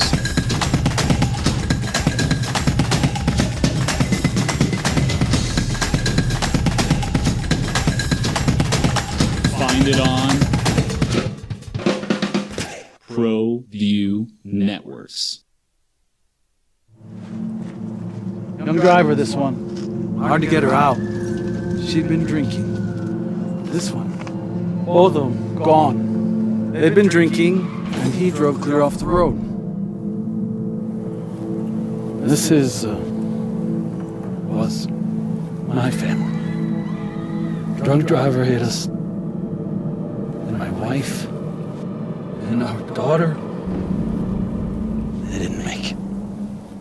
Don't sacrifice quality and flavor when you're in a hurry.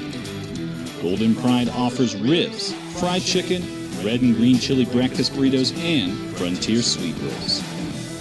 4 great locations, or visit us online at goldenprideabq.com. Golden Pride Barbecue Chicken and Ribs are proud supporters of ProView Sports. Well, I'm going to the frontier, walking to the cashier, order up a root beer and a number 1. Cover it with green stuff, 1 scoop is not enough. Find a booth that's real tough, back by the Duke. Meet my family, meet my friends in the quirkiest restaurant I have ever been. All of Albuquerque's favorite spot, it's the Frontier Restaurant. The Frontier Restaurant is a proud supporter of ProView Networks. Hi, my name is Daniel Chavez, and this is my business partner, David Chavez. We are the owners of Indeed Safety. Indeed Safety is a local safety consulting company helping our clients with their safety needs for their projects. One of the things we pride ourselves as a construction safety company is helping our men and women in construction get home safe every day to their families. Indeed Safety is a proud supporter of ProView Network.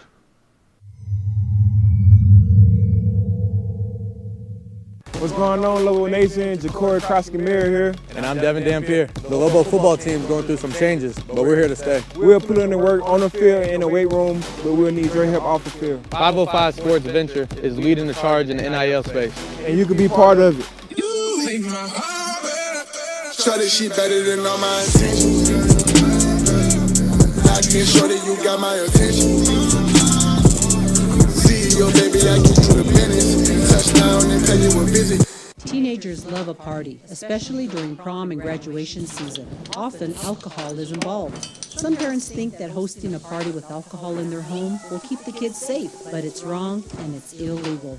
As a parent, to allow your teenagers' underage friends to consume alcohol on your property is a felony. Parents who host lose the most. Don't be a party to teenage drinking. This is a program of the Drug Free Action Alliance. For more information, go to burnco.gov/do-not-host.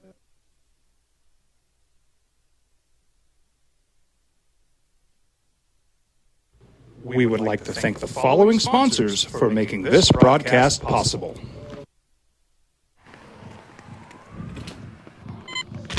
These are more than just the sounds of a safe place to go after school. These are the sounds of interest being ignited and of mentors making an impact. At Boys and Girls Clubs, we don't do just one thing. We do whatever it takes to meet the needs of every kid who comes through those doors. Because whatever it takes is what it takes to build great futures. Great futures start here.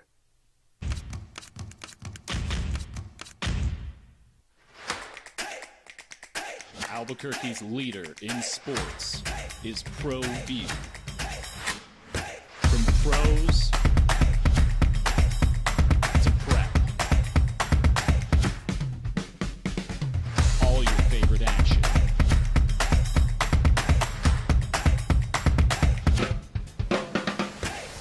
All your favorite talk shows.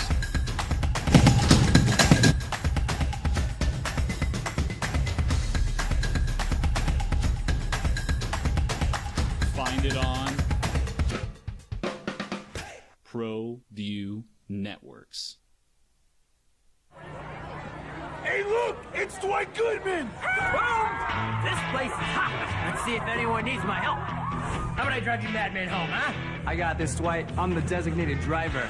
Boom. Sweet? Does anyone need Dwight's help getting home tonight? No thanks, Romeo. I've got a taxi all lined up. Drive safe, Dwight. Boom! Boom!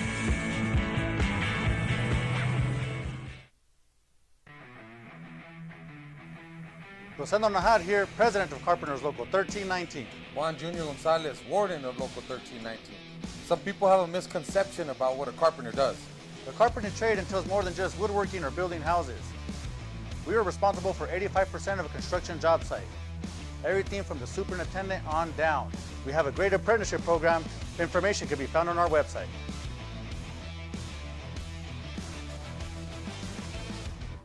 These days, it's important to know people and businesses you can trust. There's a lot of places where you can buy a vehicle, but there's only a few local dealerships where you'll find honest people who have your best interests in mind. And Fiesta Kia is one of them. We've been helping our neighbors save money and drive dependable cars for years, and we'd love to help you.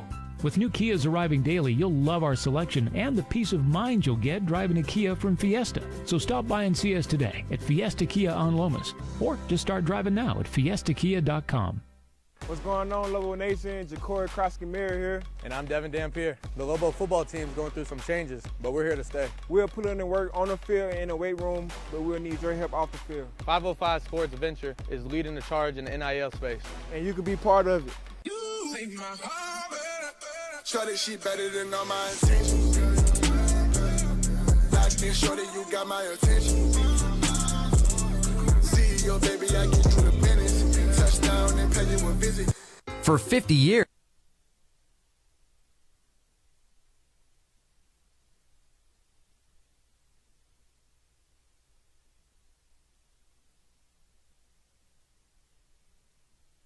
Mobile quarterback, throw the football down the field. Trevor Lawrence, big-time college resume, won the big games. So, like, leading up to it, you could understand the hype. But now that we've seen it at the NFL level, I think we have to adjust our take on Trevor Lawrence a little bit. The dreamy look, the flowing hair. Life comes at you fast. And the Jaguars are a team like Kansas City. Now, it's different. Kansas City Super Bowl champion, Patrick Mahomes, but you're just sitting there expecting so much more and you're not getting it. And is it just too late to make those adjustments in season to become what we thought each team was going to be? Of course, Kansas City just assume, hey, Patrick Mahomes can be playing for an AFC championship. Oh, it's time for Trevor Lawrence to go on that run. But you're not feeling that right now. 505-246-0610. Gene wants to talk about Jerry Kill and New Mexico State. Gene, good morning. In the opening drive, what's going on? Guys.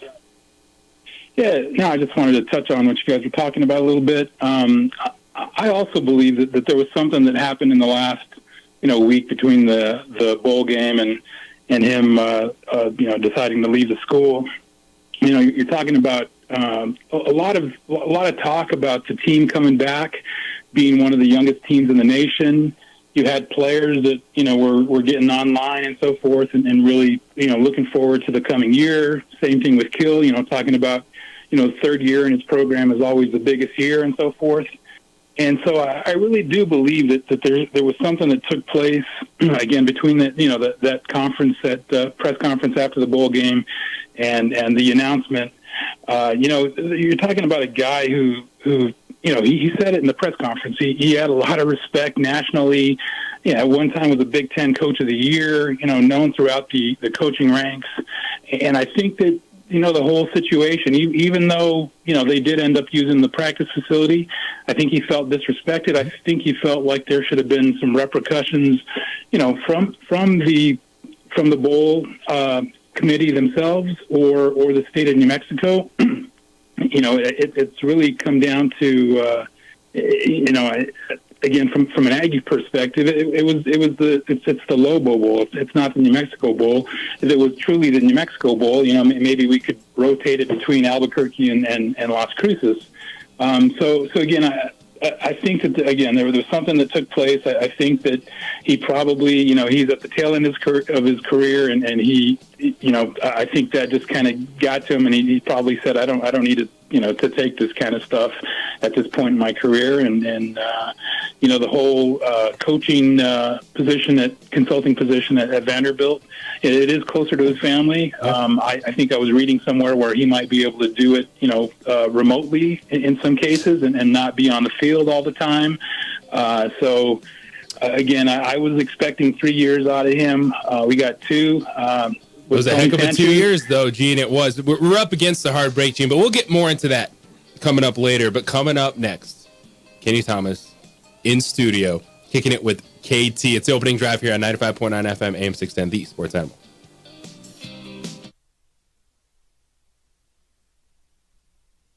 We would like to thank the following sponsors for making this broadcast possible. I was born in New Mexico. I grew up on these streets. I got in trouble here, and I fought my way back in boot camp. I love New Mexico, especially the people.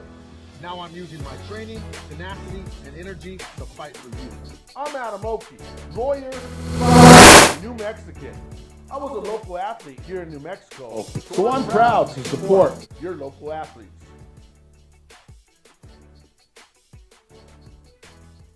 Teenagers love a party, especially during prom and graduation season.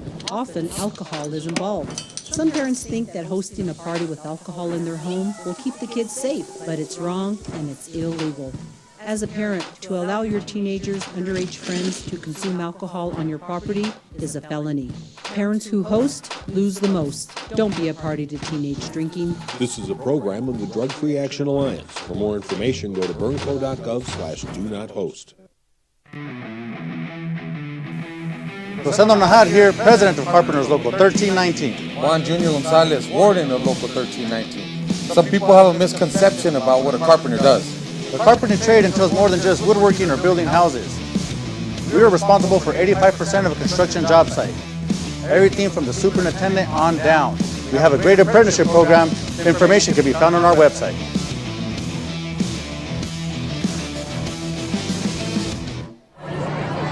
Hey, look! It's Dwight Goodman! Boom! This place is hot. Let's see if anyone needs my help. I'm gonna drive you madman home, huh? I got this, Dwight. I'm the designated driver. Boom. Sweet? Does anyone need Dwight's help getting home tonight? No thanks, Romeo. I've got a taxi all lined up. Drive safe, Dwight. Boom! Boom!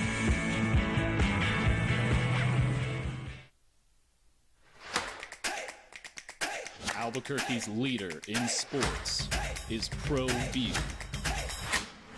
From pros to prep. All your favorite action.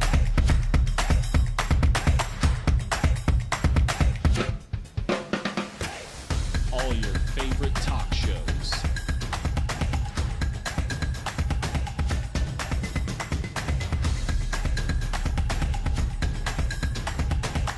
Find it on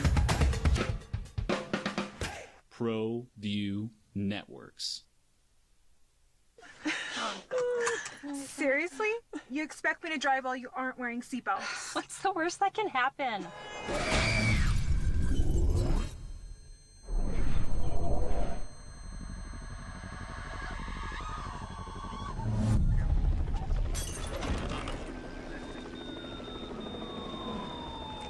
Seriously? Buckle up. Okay, thank you.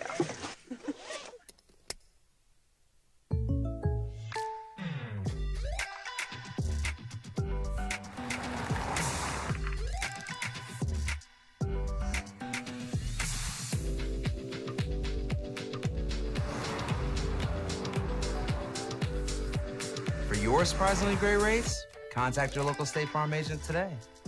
If you want the real deal, call State Farm agent Marty Size in Albuquerque today. Like a good neighbor, State Farm is there.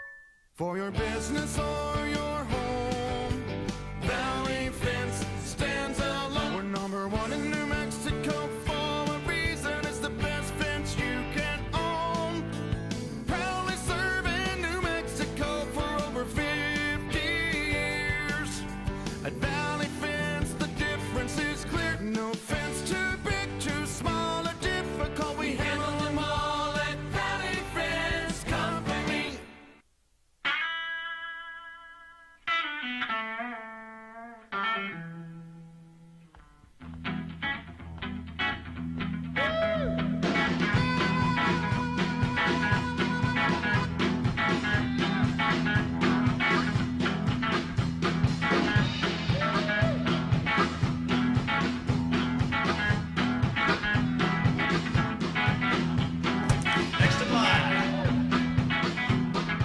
Rudy's is a proud supporter of ProView Networks.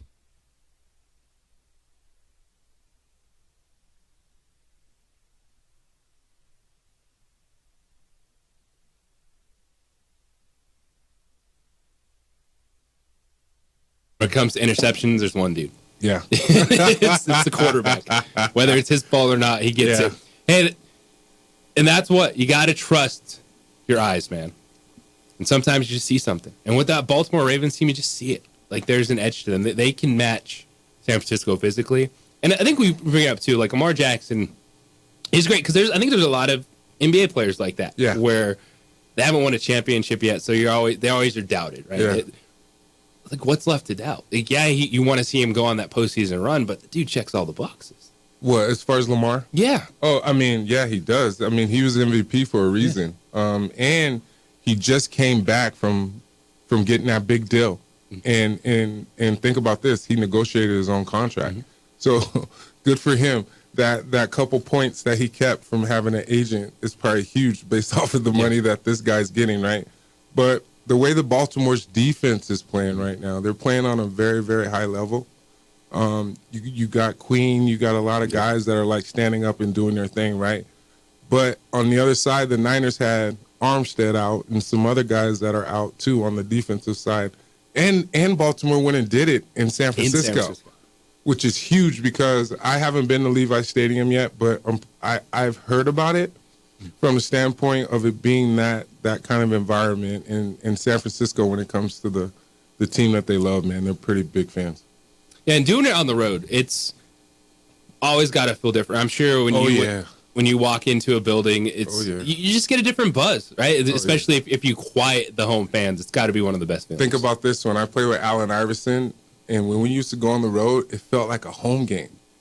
So that vibe right there alone, I totally get what you're saying. It's totally different. And then when you're able to get a win on the road, especially like playing at, it was the Staples, now it's Crypto. It was nice because you got all them Hollywood stars out and everybody's watching. And it's prime time. Yeah. And you got to keep in mind it's prime time. Yeah. Because those games when I was with AI were like ABC, ESPN, NBC. I was on TV all the time. Just like I was in Sacramento when I got there. So I never skipped the beat. Yeah.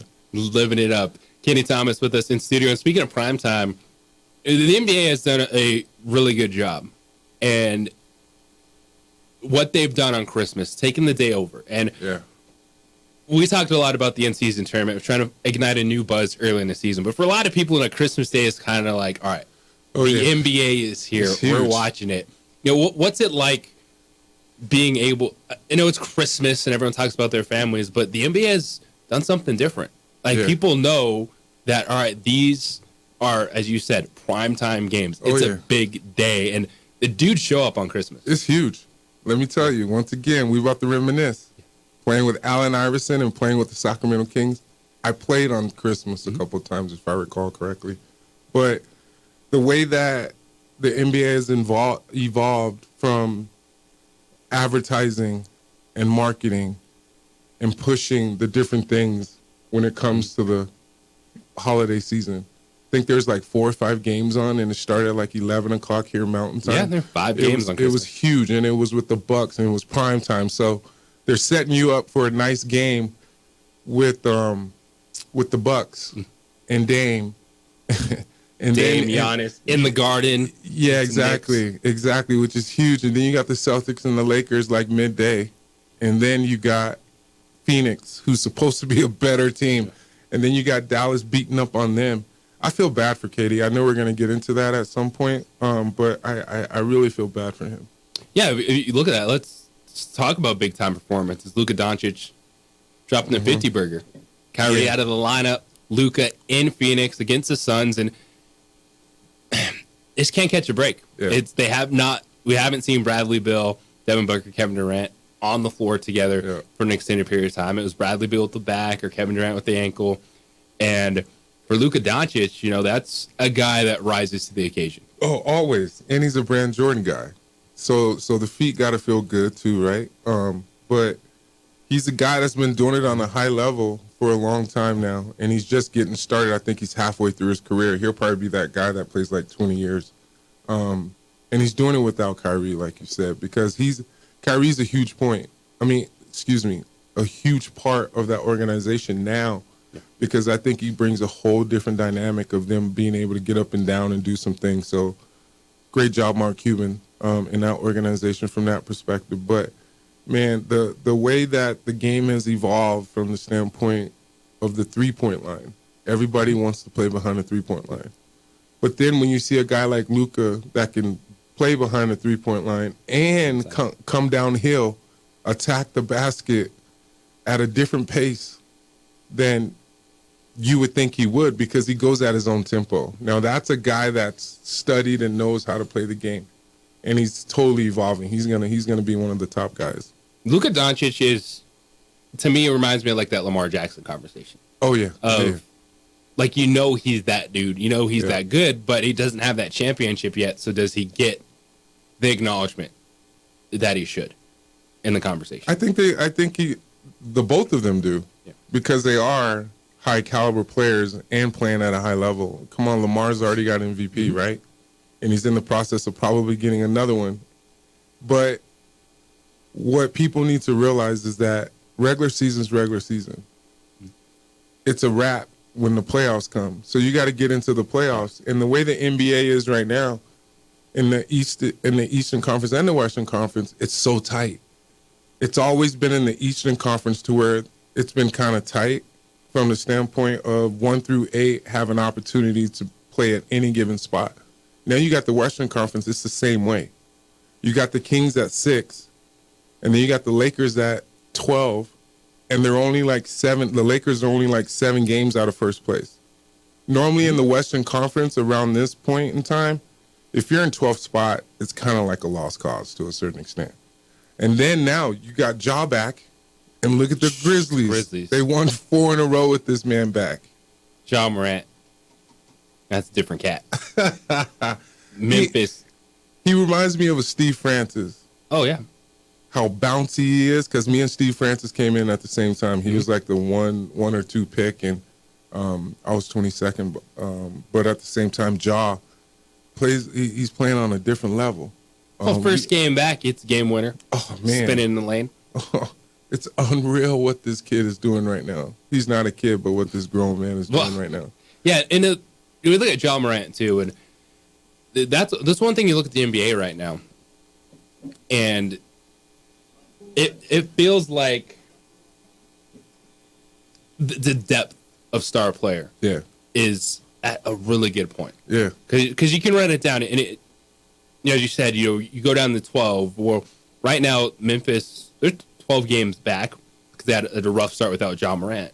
But you're talking Memphis Grizzlies have Ja Morant. The Phoenix Suns, what they have. The Golden State Warriors, the Lakers, the Pelicans have Zion, Brandon Ingram, CJ McCollum, the Mavericks, the Clippers, the Thunder. There's like a star or a star duo on almost every team when you're running down the list right now. Oh, yeah, and I didn't address the Phoenix Suns because I feel bad for KD right now and Booker because they're expecting Bill to be there to be that third weapon, just like these other teams have right now, to where it's not necessarily a lot of pressure on KD or Booker. But he got to get right because if they're going to make any kind of impact right now in Phoenix, it got to happen soon because if it doesn't, they're going to not even be a play-in team because that play-in team is at 7 through 10 seed. That's Kenny Thomas. Just kicking it with KT here on the opening drive. And we come back on the other side. That's something I want to expand on is the depth versus the superstar talent. Do the Suns have enough around those guys to be able to get through this process where they're not 100%? And right now they're a half game back of being in 10th place in the Western Conference. Also, talk about what Steve Kerr said following the Nuggets-Warriors game where Nikola Jokic ended up with 18 free throws. Nikola Jokic changed the game in the second half, and Steve Kerr is not happy about the NBA refs and where defense has gone in the game. It's Kicking It with KT here on the opening drive, 95.9 FM, AM 610, the Sports Animal. Say my name, say my name. We would like to thank the following sponsors for making this broadcast possible. Teenagers love a party, especially during prom and graduation season. Often, alcohol is involved. Some parents think that hosting a party with alcohol in their home will keep the kids safe, but it's wrong and it's illegal. As a parent, to allow your teenagers' underage friends to consume alcohol on your property is a felony. Parents who host lose the most. Don't be a party to teenage drinking. This is a program of the Drug Free Action Alliance. For more information, go to burnco.gov/do-not-host. What's going on, Lobo Nation? Ja'Cory Cross-Camara here. And I'm Devin Dampier. The Lobo football team is going through some changes, but we're here to stay. We'll put in the work on the field and in the weight room, but we need your help off the field. 505 Sports Venture is leading the charge in the NIL space. And you can be part of it. Shorty, she better than all my attention. I can show that you got my attention. CEO, baby, I get you the business. Touchdown and tell you we're busy. For 50 years, Clark's Pet Emporium has been your pet's favorite stop. Santa Paws has left thousands of holiday gifts for your furry, scaly, and winged family members. Pick up a gift for a pet lover or even a new pet. Clark's has shelves full of pet beds, sweaters, toys and treats, habitats and tanks galore. Locally owned and operated with 2 convenient locations for all your pet needs. 11200 Manal Northeast or 4914 Lomas Northeast. Clark's is celebrating 50 years. Thanks to you, the Christmas Superstore. ClarksPets.com. International Protective Services is a proud supporter of ProView Sports and New Mexico Youth Athletics. IPS provides residential and commercial security services in the Albuquerque metro area. For more info, please call 505-897-2420 or visit internationalprotectiveservice.com. Don't sacrifice quality and flavor when you're in a hurry. Golden Pride offers ribs, fried chicken, red and green chili breakfast burritos, and Frontier sweet rolls. 4 great locations, or visit us online at goldenprideabq.com. Golden Pride Barbecue Chicken and Ribs are proud supporters of ProView Sports. We here at Clark's Pet Emporium welcome you to bring in your pets. We know that having your pet with you makes the experience of shopping for them even better.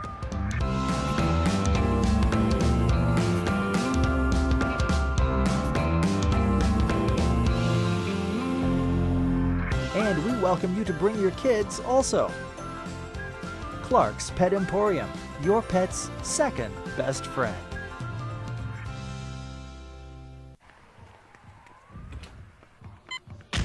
These are more than just the sounds of a safe place to go after school.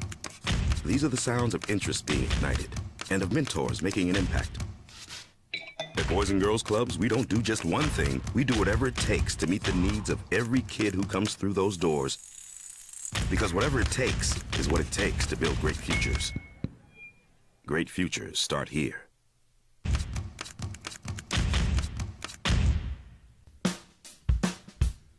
Well, I'm going to the frontier, walk up to the cashier, order up a root beer and a number one. Cover it with green stuff, one scoop is not enough. Find a booth is real tough, back by the Duke. Meet my family, meet my friends in the quirkiest restaurant I have ever been. All of Albuquerque's favorite spot, it's the Frontier Restaurant. The Frontier Restaurant is a proud supporter of ProView Networks. For 50 years, Clark's Pet Emporium has been your pet's favorite stop.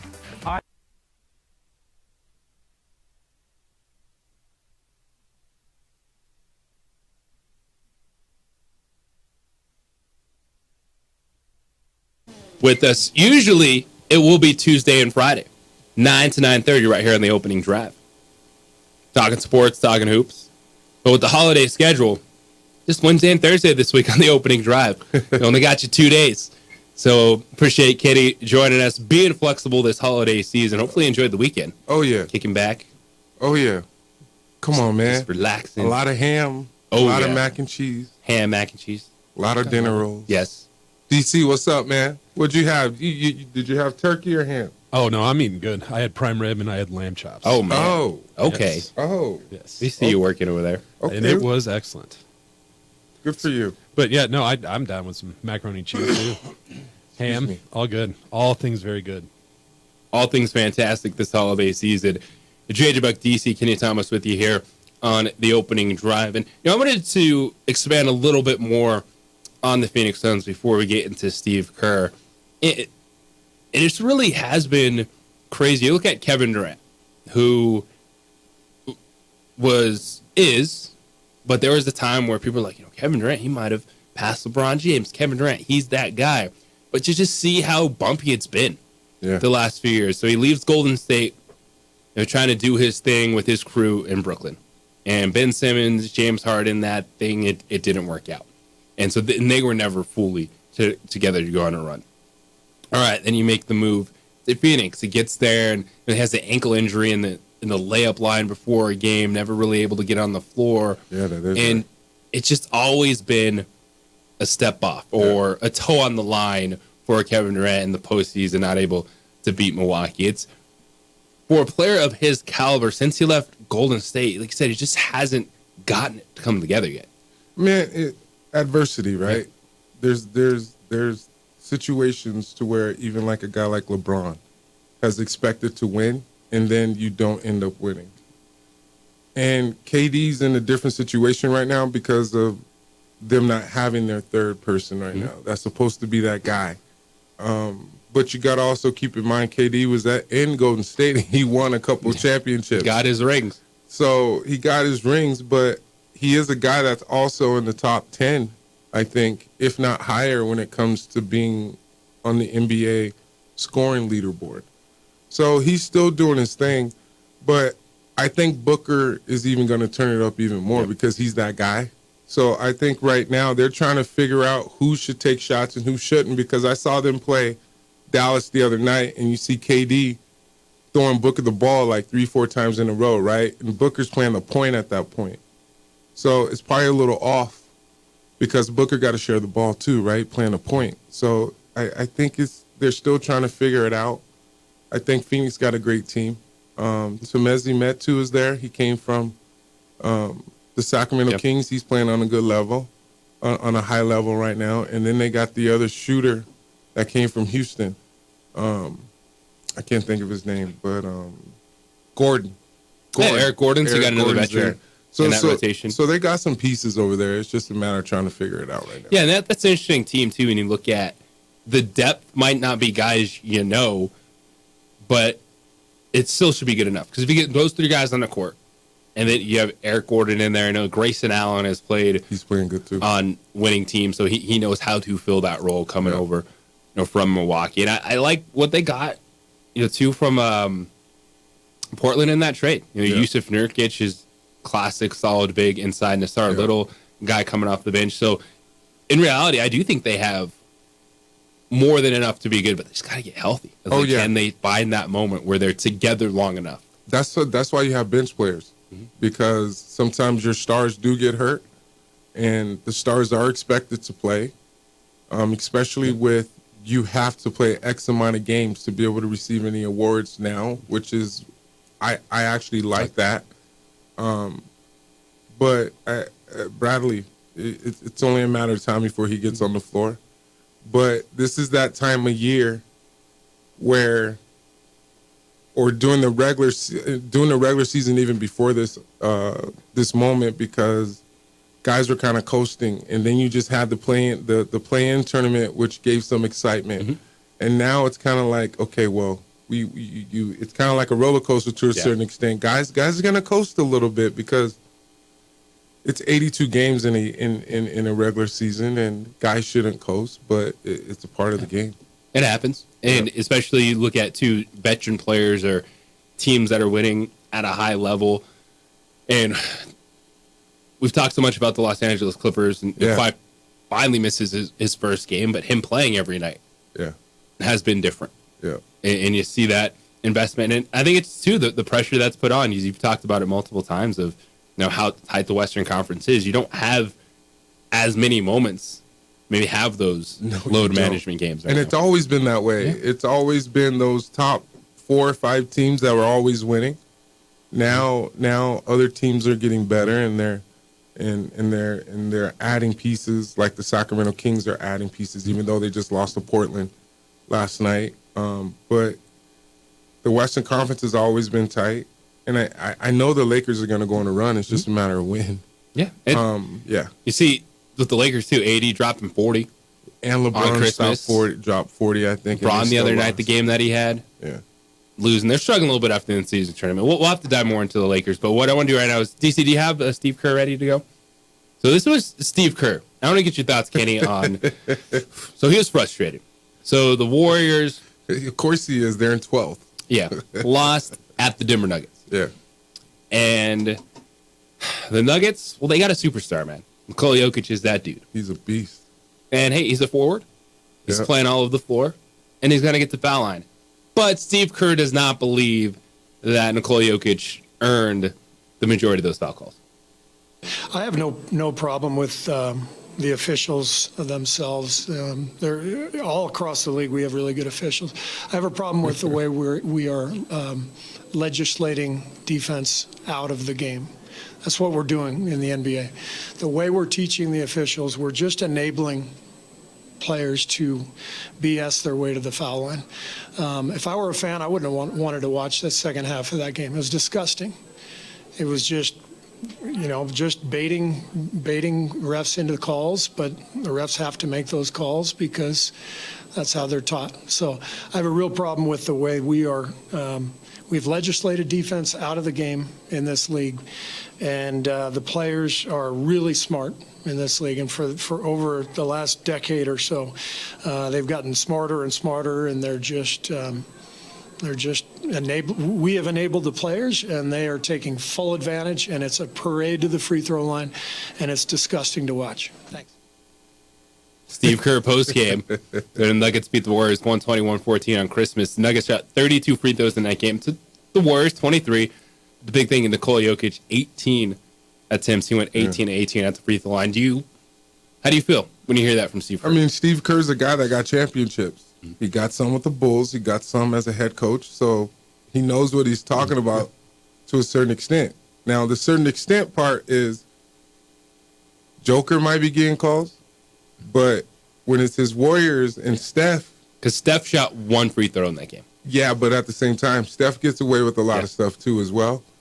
So they're both superstars, and it's a matter of how the refs are feeling that day, to be honest, because they're human too. And you don't know. People behind the scenes, people don't know if players are actually like cussing out refs. I've done it, and I apologize that I've done it. And it's one of those things to where refs are human, and they can take it personal. But superstars get calls, superstars don't. And it's a part of the game, man. It's just a part of the game. How do you feel about defense in the NBA? Does he have a? What is that? Is it? Are they taking it out of the game? Or are they playing it? What's that? What's that? Defense? What? Defense? Huh? Defense not supposed to playing win it? championships, Yeah. but missed shots wins championships now. Yeah.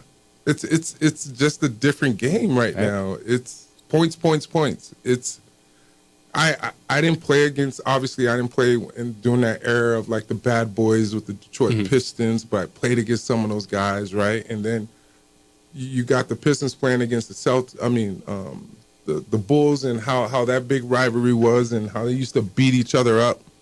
I came in the league and it was still physical.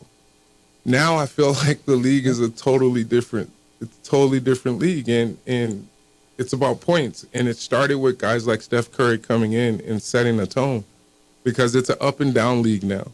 And if you're not making shots, it's a make or miss league. It's a make or miss league right now. It always was, don't get me wrong, but it's a totally different environment in league right now. Well, yeah, to your point is, you do not see a team, even going back to, what was it, 04, 05? Like, the Detroit Pistons that won an NBA championship. That early 2000s. Yeah. Like, you just think now, like, there's no team that plays like that. Yeah. But you were talking about, you're playing, there's physical brand of Ben Wallace. Yeah. Is Ben Wallace, Ben Wallace, who was, physical defensive freak. Yeah. Is he a center on a championship team today? Oh, without a doubt. Oh, yeah. And a Rasheed Wallace. Yeah, Rasheed. And a KG. And a Tim Duncan, obviously. Now the league, that's when you talk about Joker. Joker's probably the only guy that really posts up in the league now. Like, he takes advantage of mismatches and goes down there on the block, and he does what he does. He puts himself in a position to score, and is at his own pace and on his own tempo. This is where Akeem Olajuwon came in for me. He's like, Kenny, you don't have to go fast. Go at your own pace, because the defense is not going to know what you're going to do. And the great Larry Brown coached me in Philadelphia, taught me the same thing. Like, elevate in there. Like, you can get in there and elevate. They don't know when you're going to elevate. I used to think I'm going to get my shot blocked because I was shorter. But did it a couple times, got a little bit more confident, and boom, sky's the limit. You mentioned that with Luka Doncic, a guy that's kind of playing at his own speed, and he can kind of control that. Very slow. Is that something you notice about kind of the guys that might have just a different edge? Is that they have that meter where they are in control of that gas pedal? Like, when you have the ball in your hands a lot, and you know you're that guy, you develop a lot of more freedom. Prime example, when I was in Philly, Allen Iverson and Big Dog didn't play the last 20 or 30 games, and I had Chris Ford, God rest his soul, Coach Ford that coached the Celtics. I was the go-to guy. And then I was only taking 15 shots a game opposed to 10, 12 shots a game. And then everything was going through me. And it was okay, well, I felt like I was in college again. Yeah. But then it's a matter of playing at a certain pace, because you're going to get the ball again, instead of feeling pressure of having to actually produce a play, because you don't know if you're going to get the ball back again in that situation. So I've been on both sides, and Luka, man, he plays at his own pace. He does what he wants. That's where the late Kobe, and God rest his soul, that's why Kobe was such a beast, because he got where he wanted to go and did what he wanted to do. And that's what it's about right now in the league. Yeah. Get where you need to go offensively, hit those shots. And then if you really think about it, who's the last dominating center that you know that would post up like Joker and be a beast down there? There hasn't been one that's been that scoring presence. Anybody you could think of, top two. I know you know. Shaq. Yeah. That's probably it's guys like that. That was that presence in the paint offensively. Exactly, right? To where he's there. Joker does the same thing, and he can barely jump over a piece of paper, bro. So it's he's doing what he wants.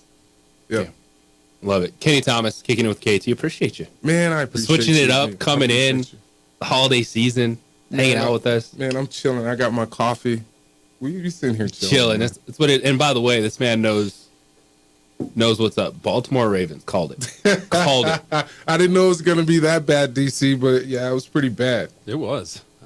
I got to be honest. I was sitting there and I'm thinking, I'm not seeing it. And nothing against the Ravens because we've been talking about how great they are. But at that moment, I'm just like, the 49ers. I mean, of course they're going to win. And then you knew all along. Sports, man. Yeah, we need to start listening to Kenny about. Listen to Kenny Thomas. That's why he's here. Man, but the way the Ravens are playing right now, they look tough. They look so tough. Yeah, right. But it's once again, regular season is regular season. When postseason comes, look, things get a little tight. Gets a little tight.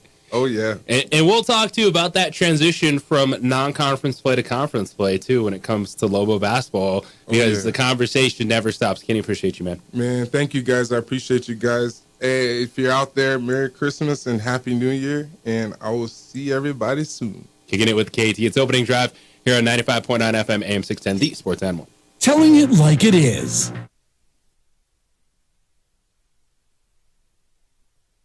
We would like to thank the following sponsors for making this broadcast possible. Albuquerque's leader in sports is ProView. From pros to prep. All your favorite action.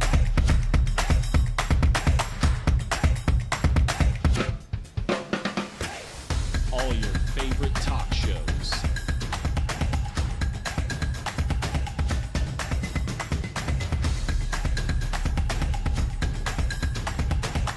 Find it on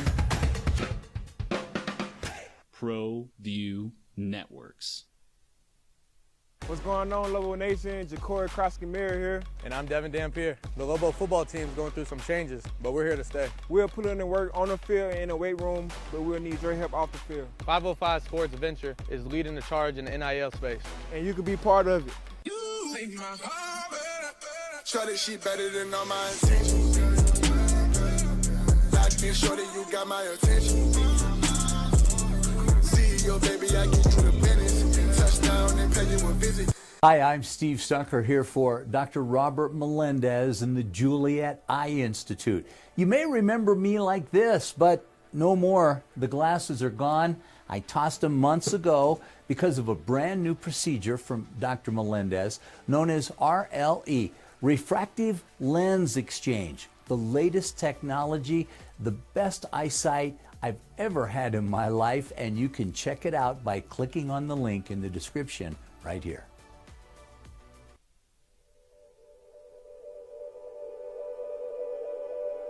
We aren't all born with the same opportunities. But it's the people who care that change everything. Get ready, Sprout, get ready! My coach. My teacher. My older sisters. My grandma. My brother. My tutor. My dad and my mom. As New Mexicans, it's up to all of us to do our part. So that no child goes without love. And no family has to do it all on their own. They're all our children. Every single person is called to make a difference in the life of a child. It's up to all of us to do our part. To pull together. Pull together. Pull together. To make New Mexico the best place to be a kid.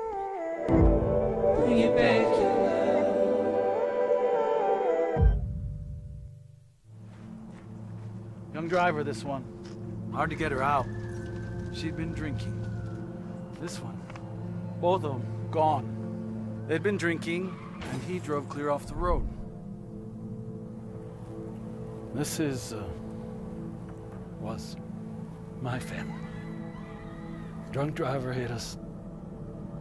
And my wife and our daughter, they didn't make it. If you're drunk, blasted, intoxicated, Ripped, plastered, taint, destroyed, bruh. If you're like this, you shouldn't be driving. For 50 years, Clark's Pet Emporium has been your pet's favorite stop. Santa Paws has left thousands of holiday gifts for your furry, scaly, and winged family members. Pick up.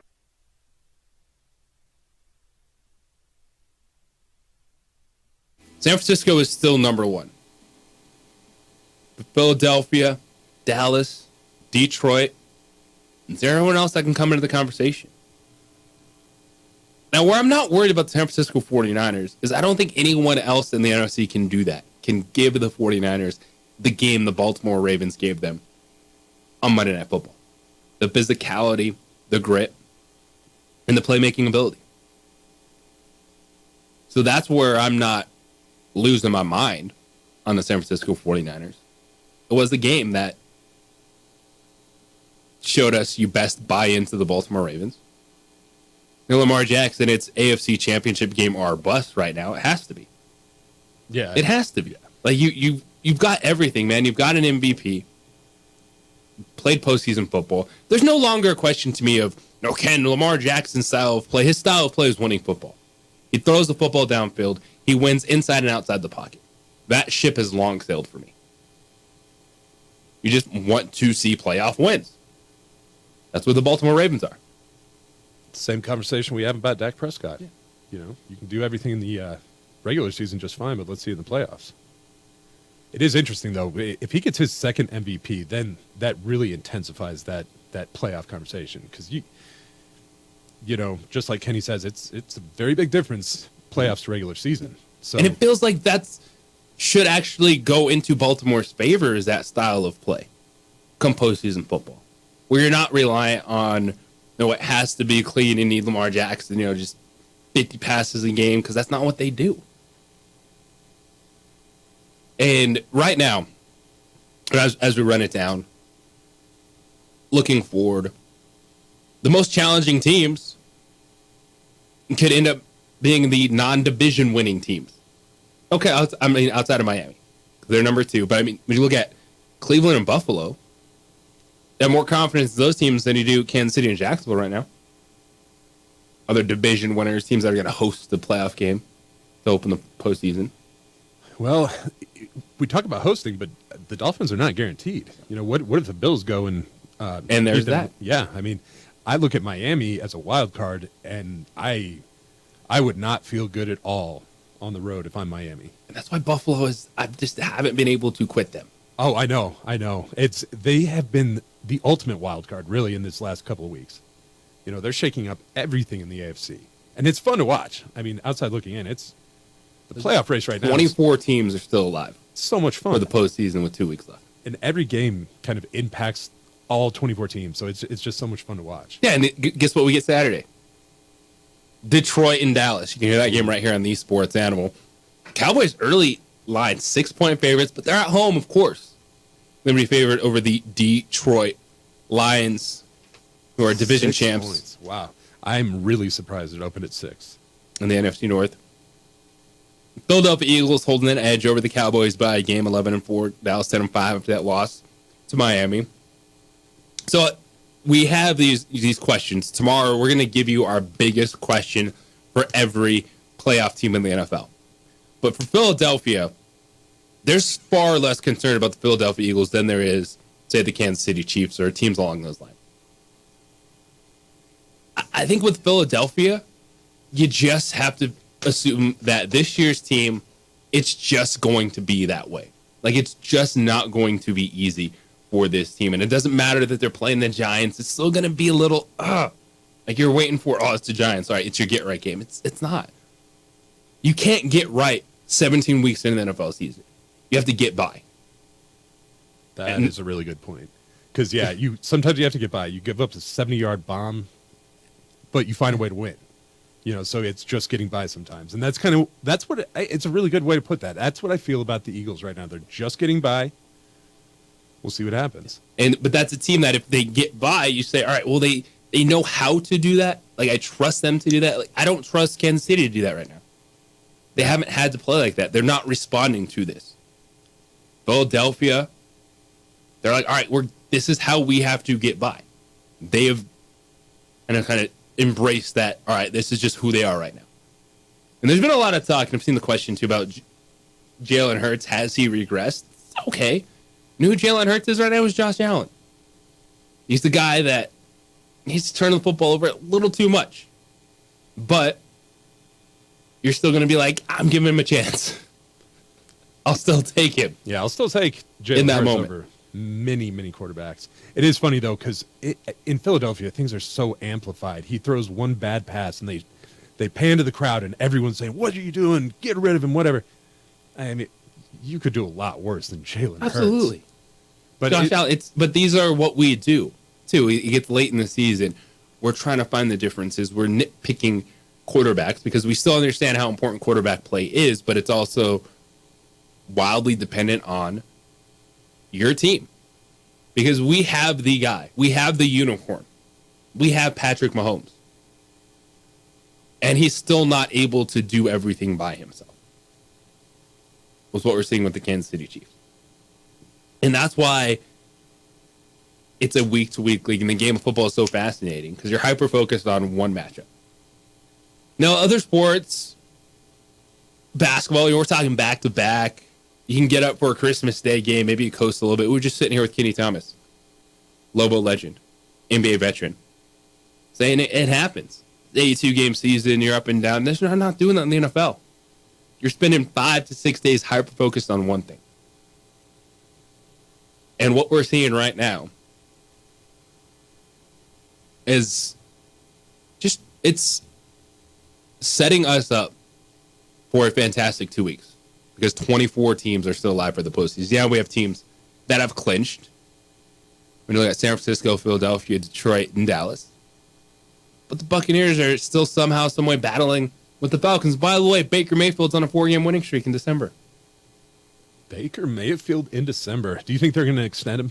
They've already started talking about that. I Yes. see him coming back with them. I think Baker Mayfield is the Geno Smith, Daniel Jones type of contract where he'll get a bump, but it's not this long-term commitment. Knowing that you are who you are. Go get your money, but there's dudes where you want to tip your cap, say good job, good effort, but you can't overextend yourself. Like, it feels like a 3-year deal. You know, that Geno Smith, Daniel Jones type of category where I think Daniel Jones got like $40 million a year, but the back end of the contract was potentially manageable for the New York Giants. That's the type of deal for Baker Mayfield. Like, you're not a 5-year, $55+ million quarterback. You're not. You're a good job, good effort. You're rallying these dudes, but you're not committing past that. I think Geno Smith's the prime example.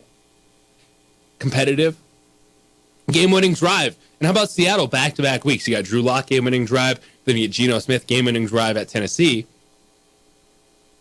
There's still just 8 wins. No, we're still talking about Baker Mayfield and Geno Smith quarterbacking 8-7 football teams. So you got to give yourself that ceiling as a franchise too. Of, hey, we want to be competitive. I talk about it all the time with quarterbacks. We can't judge everyone by the elite status. Like, there's good starters in this league. There's ways to be competitive. And Geno Smith and Baker Mayfield are those quarterbacks. You feel confident in them, but you know you can't depend on them like you would the top shelf quarterbacks in the league. It's understandable. So that's how I'm feeling about Baker Mayfield. Maybe like a 3-year deal out of it moving forward. I mean, that does make perfect sense with the way they're set up. 3 years seems like the window they're in. Like, he gets his money though. as a quarterback. You go, all right, we know we can compete and win games in the league, but not, throwing out some ridiculous contract that where, 3 years down, is he going to be a top end guy? He's probably never not, but he's going to be a guy that's going to help you stay relevant and win games, which is important. Because you know me, I'm not team blow it all up and tank. Right. I don't think that gets you anywhere. Getting a quarterback at a discount is like the greatest gift you can have right now. Because it gives you that flexibility. Yes. If something comes up. Like, maybe there 49ers. happens to be a better guy on the market that then you can get into that contract. Or get a lineman. You luck yourself into a good quarterback in the draft, and then you're not hamstrung with this guy 4 or 5 year contract. But to your point, too, it opens up the ability of that salary cap era where hopefully you can invest in the team. You got a good quarterback, and maybe you get that moment. Because we're still talking about in the postseason. And when you look at AFC, Lamar Jackson, stud dude, top shelf, Josh Allen, buying into him. Then it's Joe Flacco. And it's still Gardner Minshew of the 7th place Colts. quarterbacking that team. So you got the Colts, Texans, Steelers, Bengals, all 8-7.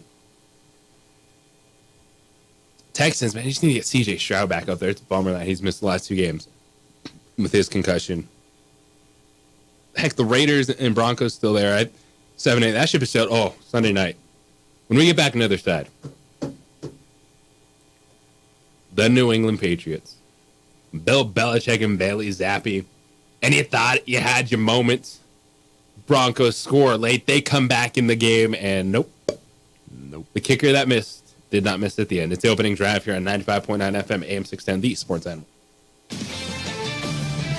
This is John Marks with the CBS Sports Minute. Remember, We would like to thank the following sponsors for making this broadcast possible.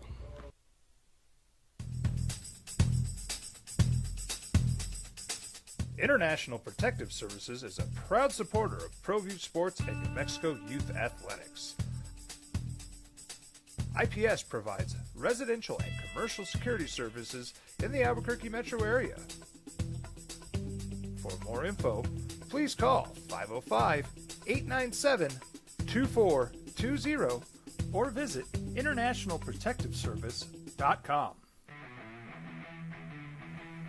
Rosendo Najar here, president of Carpenters Local 1319. Juan Junior Gonzalez, warden of Local 1319.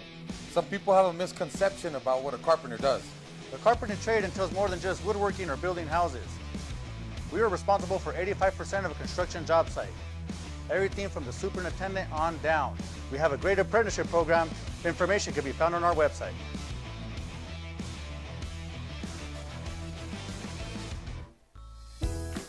Hi, my name is Daniel Chavez, and this is my business partner, David Chavez. We are the owners of Indeed Safety. Indeed Safety is a local safety consulting company helping our clients with their safety needs for their projects. One of the things we pride ourselves as a construction safety company is helping our men and women in construction get home safe every day to their families. Indeed Safety is a proud supporter of ProView Network.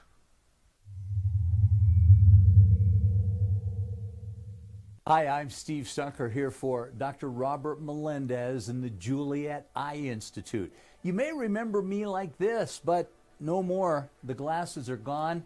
I tossed them months ago because of a brand new procedure from Dr. Melendez known as RLE, Refractive Lens Exchange. The latest technology, the best eyesight I've ever had in my life, and you can check it out by clicking on the link in the description right here.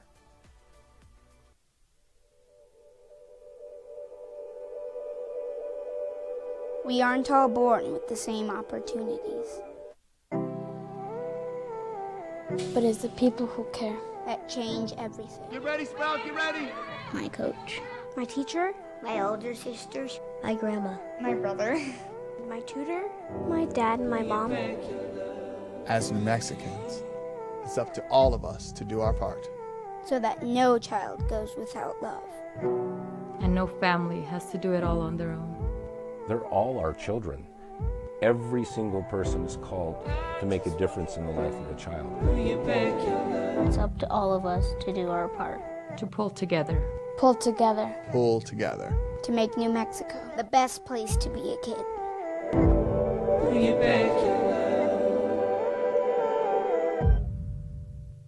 If you're drunk, blasted, intoxicated, ripped, plastered, paint, destroyed, bruh. If you're like this, you shouldn't be driving. Young driver, this one. Hard to get her out. She'd been drinking. This one. Both of them gone. They'd been drinking, and he drove clear off the road. This was my family. Drunk driver hit us. And my wife and our daughter, they didn't make it. Don't sacrifice quality and flavor when you're in a hurry. Golden Pride offers ribs, fried chicken, red and green chili breakfast burritos, and frontier sweet rolls. 4 great locations, or visit us online at goldenprideabq.com. Golden Pride Barbecue Chicken and Ribs are proud supporters of ProView Sports. What's going on, Lobo Nation? Ja'Cory Krosky-Mir here. And I'm Devin Dampier. The Lobo football team's going through some changes, but we're here to stay. We'll put in the work on the field and in the weight room, but we'll need your help off the field. 505 Sports Venture is leading the charge in the NIL space. And you can be part of it. Try this shit better than all my intentions. I can show that you got my attention. See your baby, I get you the business. Touchdown and pay you a visit. For 50 years, Clark's Pet Emporium has been your pet's favorite stop. Santa Paws has left thousands of holiday gifts for your furry, scaly, and winged family members. Pick up a gift for a pet lover or even a new pet. Clark's has shelves full of pet. Hope y'all are enjoying the holidays. However you enjoy it. Big family, small family, friends, whatever it may be. Hope you had a smile on your face this past weekend. Happy to be back. Happy to argue with some of you. I do enjoy it. I appreciate you. That's the whole point. Coming back, differing opinions. Might not agree on everything. Like, I didn't forget Gene's phone call. You know, we had that tough, hard-out transition right into the Kenny Thomas. But talking about Jerry Kill, New Mexico State, we're not done with that conversation. I do think it's wild how is led a New Mexico Bowl in the bowl community. Like, people that aren't coworkers with Jeff Symbieta and friends like me. So, like, if I say something, everyone's like, all right, whatever. Is barely highly viewed. Jeff Symbieta is respected. He holds multiple positions in the bowl committees. Like, how that game is viewed outside this state is a perfect New Mexico thing, because it's never good enough. It's well, if it really was the New Mexico Bowl, we rotate it between Albuquerque and Las Cruces. No, we wouldn't. We wouldn't do that with bowl games. We still got a lot to go in that conversation, because I think there's unanswered questions, and Maggie fans have been thinking about it. DC thought about it. Like, what did happen over that week? Are you in the bowl game, Jerry Kill, talking about margaritas in Mexico, and just boom, boom, boom, boom, and you're like, whoo, all right. Jerry Kill is fired up. And a week later, he's done. It's like a total 180. Yeah. We'll continue to discuss that, and we'll have more time tomorrow to expand on that and try to answer those questions moving forward. Now that we've digested it, we know the future for New Mexico State's Tony Sanchez for the Aggie football program. The future, though, in Denver, it's a bit different. How about that loss at home to the New England Patriots? Not a fun game to watch. And watching Sean Payton versus Russell Wilson, this is more than just the guy coaching hard. Like, Sean, I think he's going a little over the top. Like, I think Sean Payton, what he's doing outwardly is to show that he's done with Russell Wilson. Like, coaches yell, they go after it, but Sean Payton has, like, really gone out of his way the last couple of weeks to throw Russell Wilson under the bus on the sidelines. He has. It keeps coming up. You're right about that. Like, it's not just, coaching hard. Like, he's going right at Russell Wilson and just shredding him. And then acting like nothing is happening the rest of the week. Like, to me, that's him trying to prove a point. Whether Russell Wilson is playing good or not right now, and he's played average quarterback play.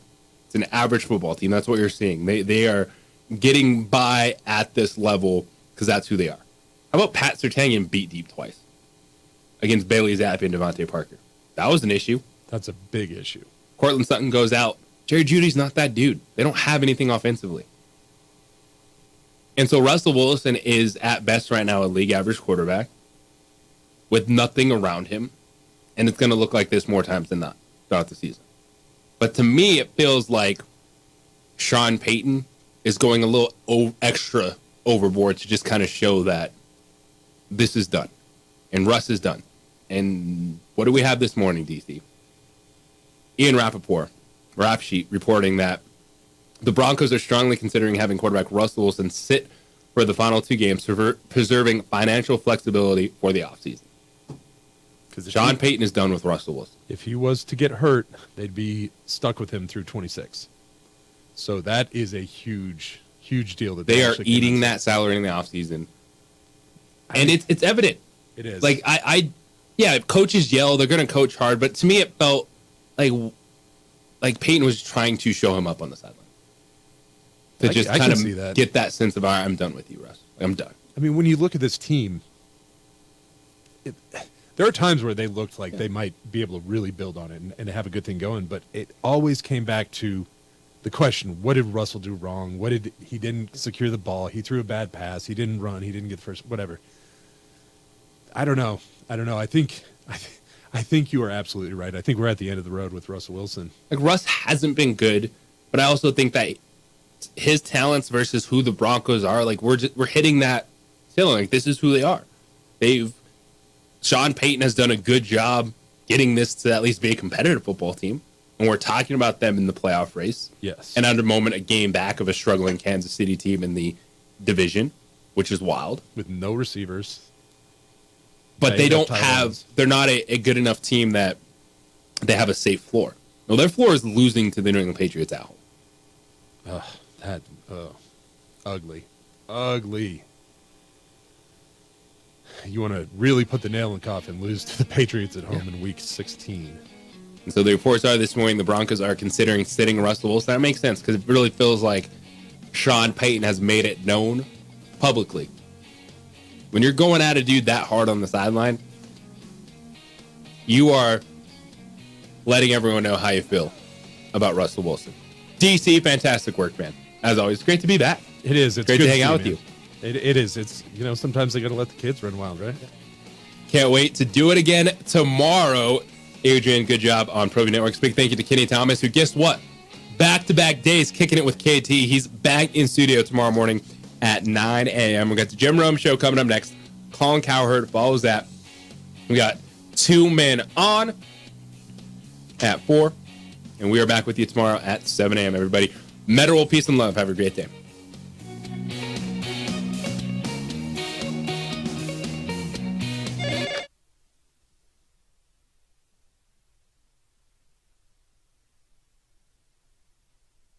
We would like to thank the following sponsors for making this broadcast possible.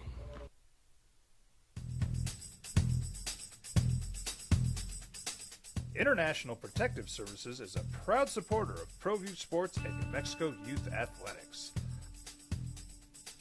IPS provides residential and commercial security services in the Albuquerque metro area.